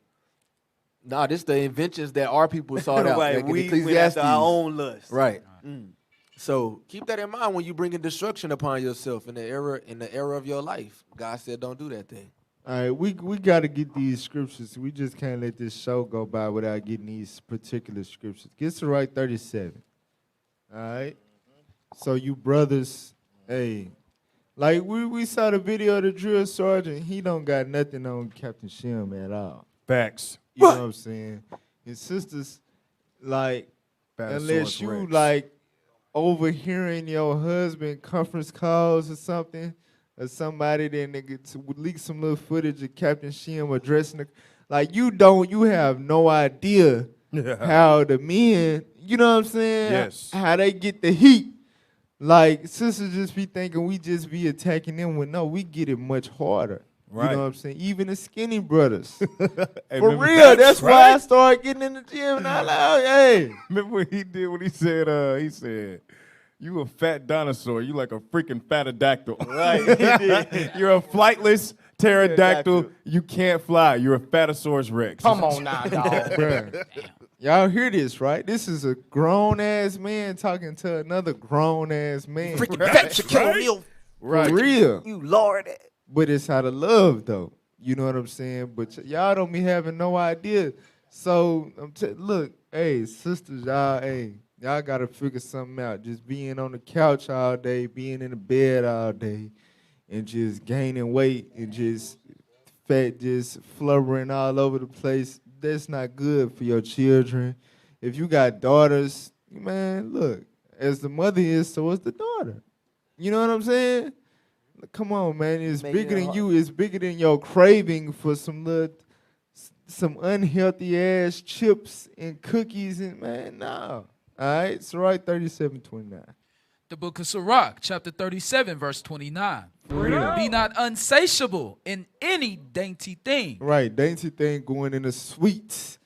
All right, your favorite donuts, chips, all of these dainty things or whatever. God said, don't be insatiable in those. Read. Nor too greedy upon meats. Nor too greedy upon meats, going into the chicken, the beef, all right? For real, if you're going to eat meat, try to go for more lean meats, like, all right, like turkey, like fish. But even when you do that, don't be greedy upon it, all right? Because you still going to get fat. Another roll? You still going to get fat. All of this goes into discipline. You know what I'm saying? For real. I've been eating chicken. I worked at Popeyes for 4 years. I ate chicken every day. Every damn day with the Cajun sprinkles and the honey and the sweet heat sauce. Slow it down, man. Slow it down. Every damn day. Somebody at the drive-thru right now. The chicken sandwich dropped after I was no longer. To this day, I've never ate a Popeyes chicken sandwich. Wow. If it came out 7-8 years ago, I would have been eating it every day. That's right. So I know a thing or two about discipline. You know what I'm saying? Denying myself from eating stuff that I really want to eat. But if you love yourself, you know what I'm saying? You care about your body. You care about your family. I ain't gonna do it. I'm gonna deny myself. You know what I'm saying? For real, that's a good mind. That's what a good heart is. You able to deny yourself. Read on.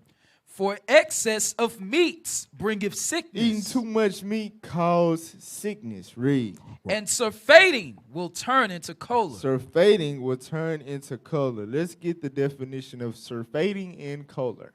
Them ain't Negro words. All right, while they getting them definitions, just go to the scripture and type it in so y'all know how to spell it. Read verse 31. Verse 31. By surfeiting have many perished. So by surfeiting many have died. Read on. But he that taketh heed prolongeth his life. Right. So this ain't in Exodus 20. You know what I'm saying? This ain't in the first 5 books. Right. But he's saying he that taketh heed to what I just wrote prolongeth his life. Everybody want to live a long life.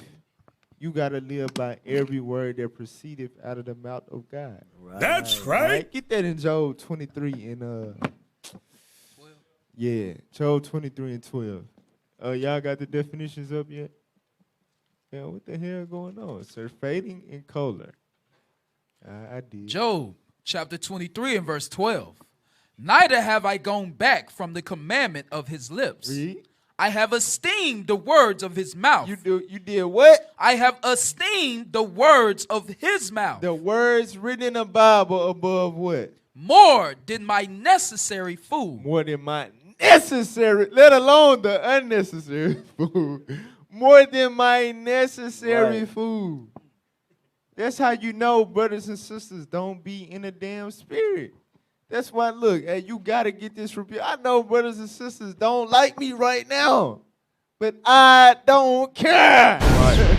I love you. I love you. I don't care about your feelings. I care about your health. Right. Your well-being. All right? To hell with your feelings.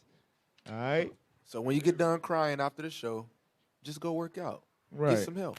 Don't be coming to me talking about, you was talking about me. You better get the hell out of my face and go exercise. That's right. Read that. Hit a stretch. The definition of surfeit. An overabundant supply, excess. Verse 2. Definition number 2. An intemperate or immoderate indulgence in something, such as food or drink. Right, so basically, surfeit means buffet here. So it's like, buffet by buffet,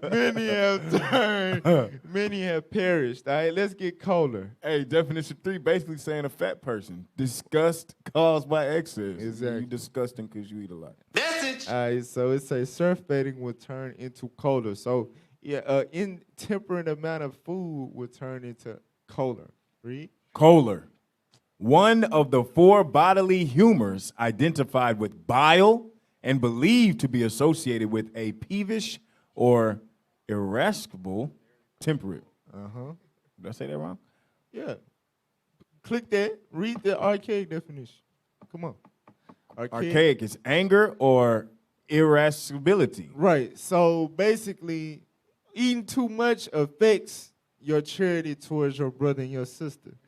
It affects how you carry yourself, how you deal with your spouse, how you deal with your child. That's why, and all that we heard from, you know what I'm saying, our overweight parents and all of that. Because they was eating too much affect your mood. That's why our women struggling with submission underline, that's a factor. You know what I'm saying? You eating too damn much. You clean. A woman, she eating, she juicing. Get the damn. Hold on, we gotta get this clip. Hold on, I'm finna send it right now. But if a sister, she juicing vegetables and all that, she eating fresh veggies and fruits all day. I'm telling you, when you get home, she gonna be smiling. She gonna be graceful when she greeting you and all of that. Right. But if she done ate a damn Davis burger and some damn fries, and she get full and her stomach get to digesting and she laying down tired and you like, hey, babe, get up. I'm tired. Hey. Hold on, look, damn, hold on. Hey, she got a whole theme song. Hey, can we get a precept to prove what officer just brought out regarding the food you eat? It messes with your mindset. Proverbs 15:13. It's in the Bible, so he ain't making up. We ain't making up nothing up here, you know. The book of Proverbs, chapter 15 and verse 13. Bring it out. A merry heart maketh a cheerful countenance. No, that's not it. You said Proverbs 15:13. 15:13. That's what it say. Proverbs chapter 15 and verse 13. That's it. A merry heart maketh a cheerful countenance, but by sorrow of the heart the spirit is broken. That's not it. Hey, real quick, get us. I found 15. It's verse 17. I'm sorry, it's verse 17. Verse 17. I know it's chapter 15. My apologies. My apologies, y'all. My apologies. Proverbs chapter 15 and verse 17. Better is a dinner of herbs where love is. Herbs and love. You see, it's in the same sentence. Keep reading. Than a starved ox and hatred therewith. Meaning the food you eat, it changes your mindset. If you eat herbs and vegetables, like he said, you'll see your wife in a cheerful countenance, but she eating meat all day. Hey, remember in Daniel, when they had that when they wouldn't eat that meat, their face was glowing and all. Hey. Hey.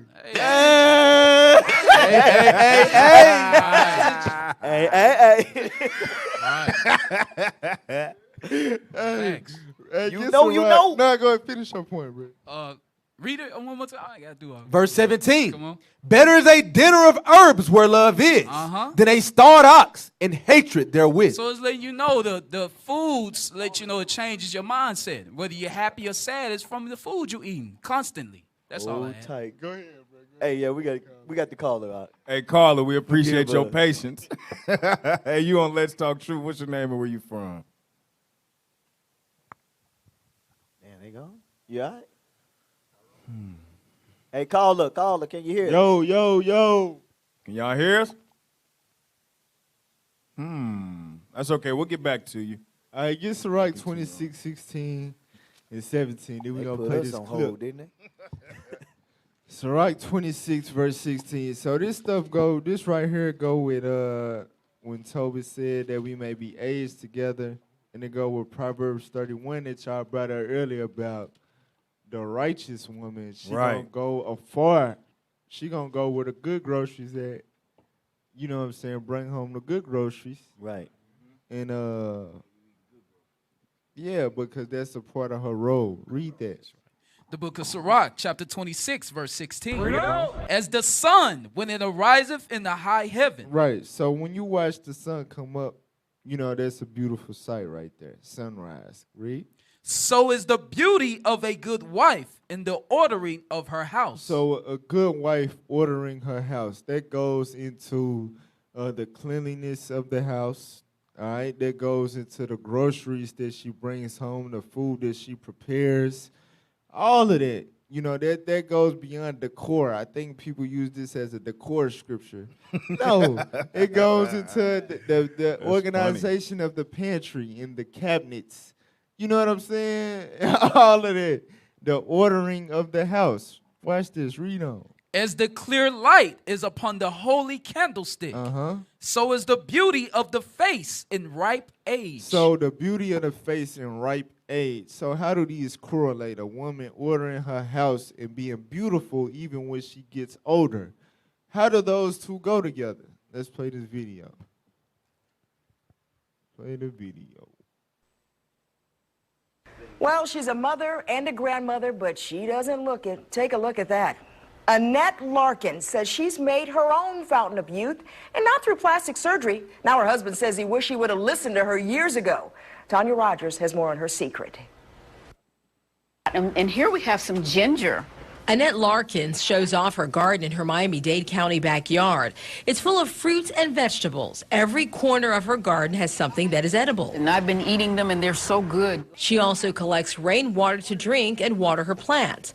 Annette says the food in her garden is her fountain of youth. I'm very vibrant. I have lots of energy, as I told you before. I'm up at no later than 5:30 in the morning as a rule, and I'm ready to go. Annette's husband owned a meat store in the 1960s. That's when she became a vegetarian. But as the years went by, she became a raw vegan. She does not eat any animal products. Her food is unprocessed and uncooked. My diet consists of fruits, nuts, vegetables, and seeds. I do a lot of sprouting of seeds. And as you can see from my garden, of course, these are the raw foods that I eat. Annette also juices fruits and veggies. You name it, she can juice it. Grapefruits, pineapples, even spinach. But not everyone in the Larkins family eats and drinks this way. Annette's husband of almost 54 years chose to continue to eat the way he did when they were first married. I really wish I would have did what she's done. Amos Larkin says people even wonder if Annette is his wife. They'll ask me, what am I doing with a young girl? Or they'll say, you got your granddaughter with you, you know, and things like that, you know. Amos takes prescription medicines daily for high blood pressure and diabetes. Annette says she doesn't even take an aspirin. Because friends and strangers kept asking her questions about her health and youthful appearance, she decided to publish 2 Journey to Health booklets, and she produced the DVD 12 years ago. Discovery Channel, they took sections of the booklet and translated them into Spanish, which, by the way, is my second language. So how old is this size 4 beauty? Annette just turned 70 years old. This one lady who is my age, she said, was telling her friend that I used to tell them about eating and they wouldn't listen. And her reply was to that, or her response to that was, look at her now and look at us. She's an amazing person, though. Oh, man. I mean, really, she do everything. I mean, build computers. Oh, she's make all her own clothes, grow her own food, speak 3 languages. You know, it's amazing. Robert's reporting. I need to have some of All what right, she. all right. So, all right, y'all see that, right? So she's 70, all right? She damn near 3/4 to 100, and she look like, damn, and she look like she could be in her 30s or 40s, you know what I'm saying? So, hey, her husband love her, praising her on national television. You know what I'm saying? Message. Ain't that what every woman want? The It husband is. talking about, I should have listened to her. She was right. Ain't that what every woman want? Their husband to say? Right. Just do what the she who did do nothing but apply scriptures that was in Proverbs 31. Right. That's your Bible. You got the Bible. You got the understanding that to make it happen. You know what I'm saying? You gonna get the results that she got. 70 with all type of energy. That means you 1 Corinthians 70 times 7. Right. Hey, for the husbands out there that got or the wife on whatever side, one is healthier than the other, examine yourself, because like she gonna outlive you or he gonna outlive her. Like, dang, that's sad. Like, you supposed to be wanting to live long with them. Yeah. Right. Get your body right. Hey, I already know. Hey, I'm gonna be straight. You know what I'm saying? You gotta make sure you straight. You just apply the scriptures. You're gonna end up like that. Cause that's what the scriptures say. You're gonna prolong your days. You're gonna have beauty in your ripe age. All right? You're going to have beauty in your ripe age. So, look, hey, the camera finna die. We gotta go. Hey, y'all forgive us. We got one more photo, though. What happened to the caller?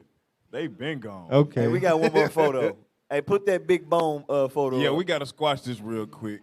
Because even though we don't have a post to go with it, but I want y'all to see this. Yeah, put that over real quick. Look, unless your bones look exactly like this, we don't want to hear nobody else saying they big boned it. Because that's not a thing. Hurry up now for it die now. That's big bones right there. If your bones don't look like that, and this is impossible for your bones to look like that. This is what they think, though. All right? But that's not it. It's fat. It's literally a regular skeleton with a bunch of fat around it. We had that x-ray too, but Yeah, it was like the opening to a video. If you got it, you can put it up. If you don't, you don't. It's cool. But them bones say, hey, them big bones, right, look. All praise to the Most High. So, look, hey. Don't worry about it, bro. Let's close out with Sirach 31 about obesity, and then we out of here. All right? Sirach 31, verse 12. The book of Sirach, chapter 31 and verse 12. If thou sit at a bountiful table, be not greedy upon it. Read. And say not, there is much meat on it. Right. Don't look at a table with a lot of food and act like you just hit the jackpot. Read. Remember that a wicked eye is an evil thing. Because there's evil. Right. There's evil. Read. And what is created more wicked than an eye? Read. Therefore it weepeth upon every occasion. Like the little 4-year-old boy that wanted another turkey wrap. He 200 pounds at 4 years old, crying because he wanted some more food. All right, read on. Stretch not thine hand whithersoever it looketh. And thrust it not with him into the dish. Right, you trying to, it's my bread, that's my roll. Man, get your ass back. All right, read on. Want your cornbread? Judge of thy neighbor by thyself. Come on. And be discreet in every point. Read. Eat as it becometh a man. Come on. Those things which are set before thee. Read. And devour not. Read. Lest thou be hated. Right, you scarfing down chili dogs in 10 seconds. What the hell, man? My little brother should have had a Guinness World Record for that. For real. Right. Damn. Let's put, we died. We dead. Hey, we dead, y'all. Y'all can hear it. Come on, man. Let's Most move. High Christ bless. Hey, why we you the see only y'all person next doing week, this, bro? man. Most High Christ bless. Truth of the matter is, men want women who are fit.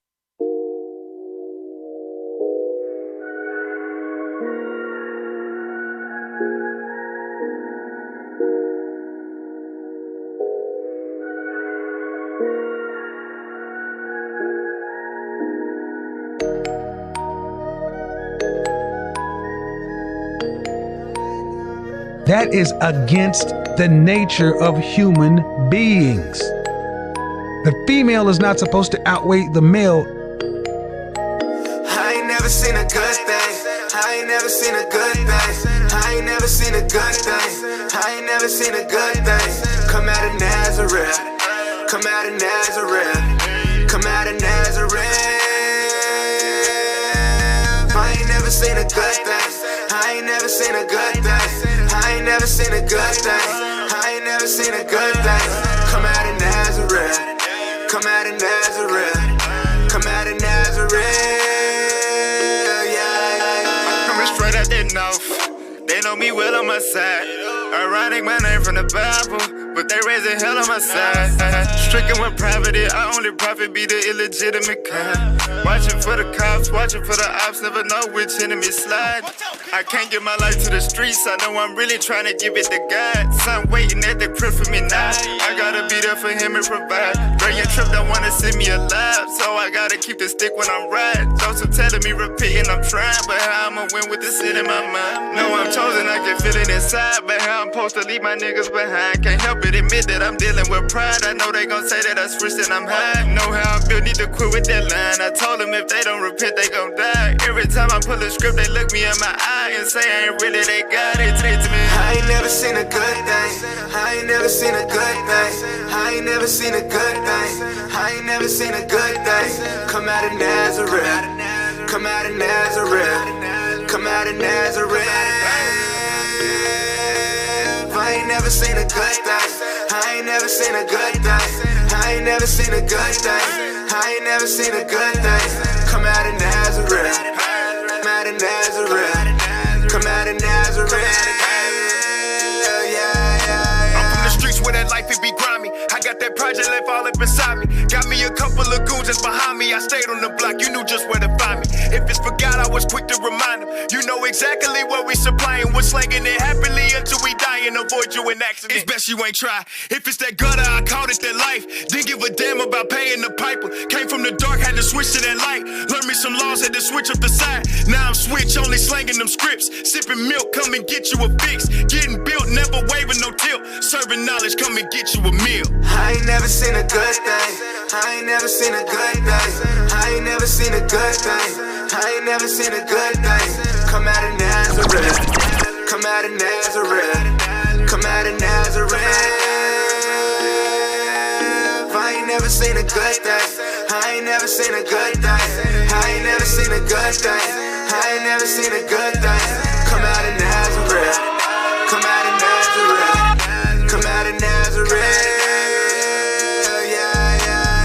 Selling drugs on the block to teaching our people things they forgot. Growing up, I ain't have a lot. Now I found out the what is mine. Now I found out that I'm the one that good things never came from. In the streets where it's no love. From the concrete to rose grow. I was going down the wrong path. Knew the trap was a real trap. And you're witnessing the aftermath. This is where it all happens at. Trials gave me a cold heart. Now I found me a new start. Now it's only right I do my part. Nazareth ain't too far. I ain't never seen a good thing. I ain't never seen a good thing. I ain't never seen a good thing. I ain't never seen a good thing. Come out of Nazareth. Come out of Nazareth. Come out of Nazareth. I ain't never seen a good thing. I ain't never seen a good thing. I ain't never seen a good thing. I ain't never seen a good thing. Come out of Nazareth. Come out of Nazareth. Come out of Nazareth.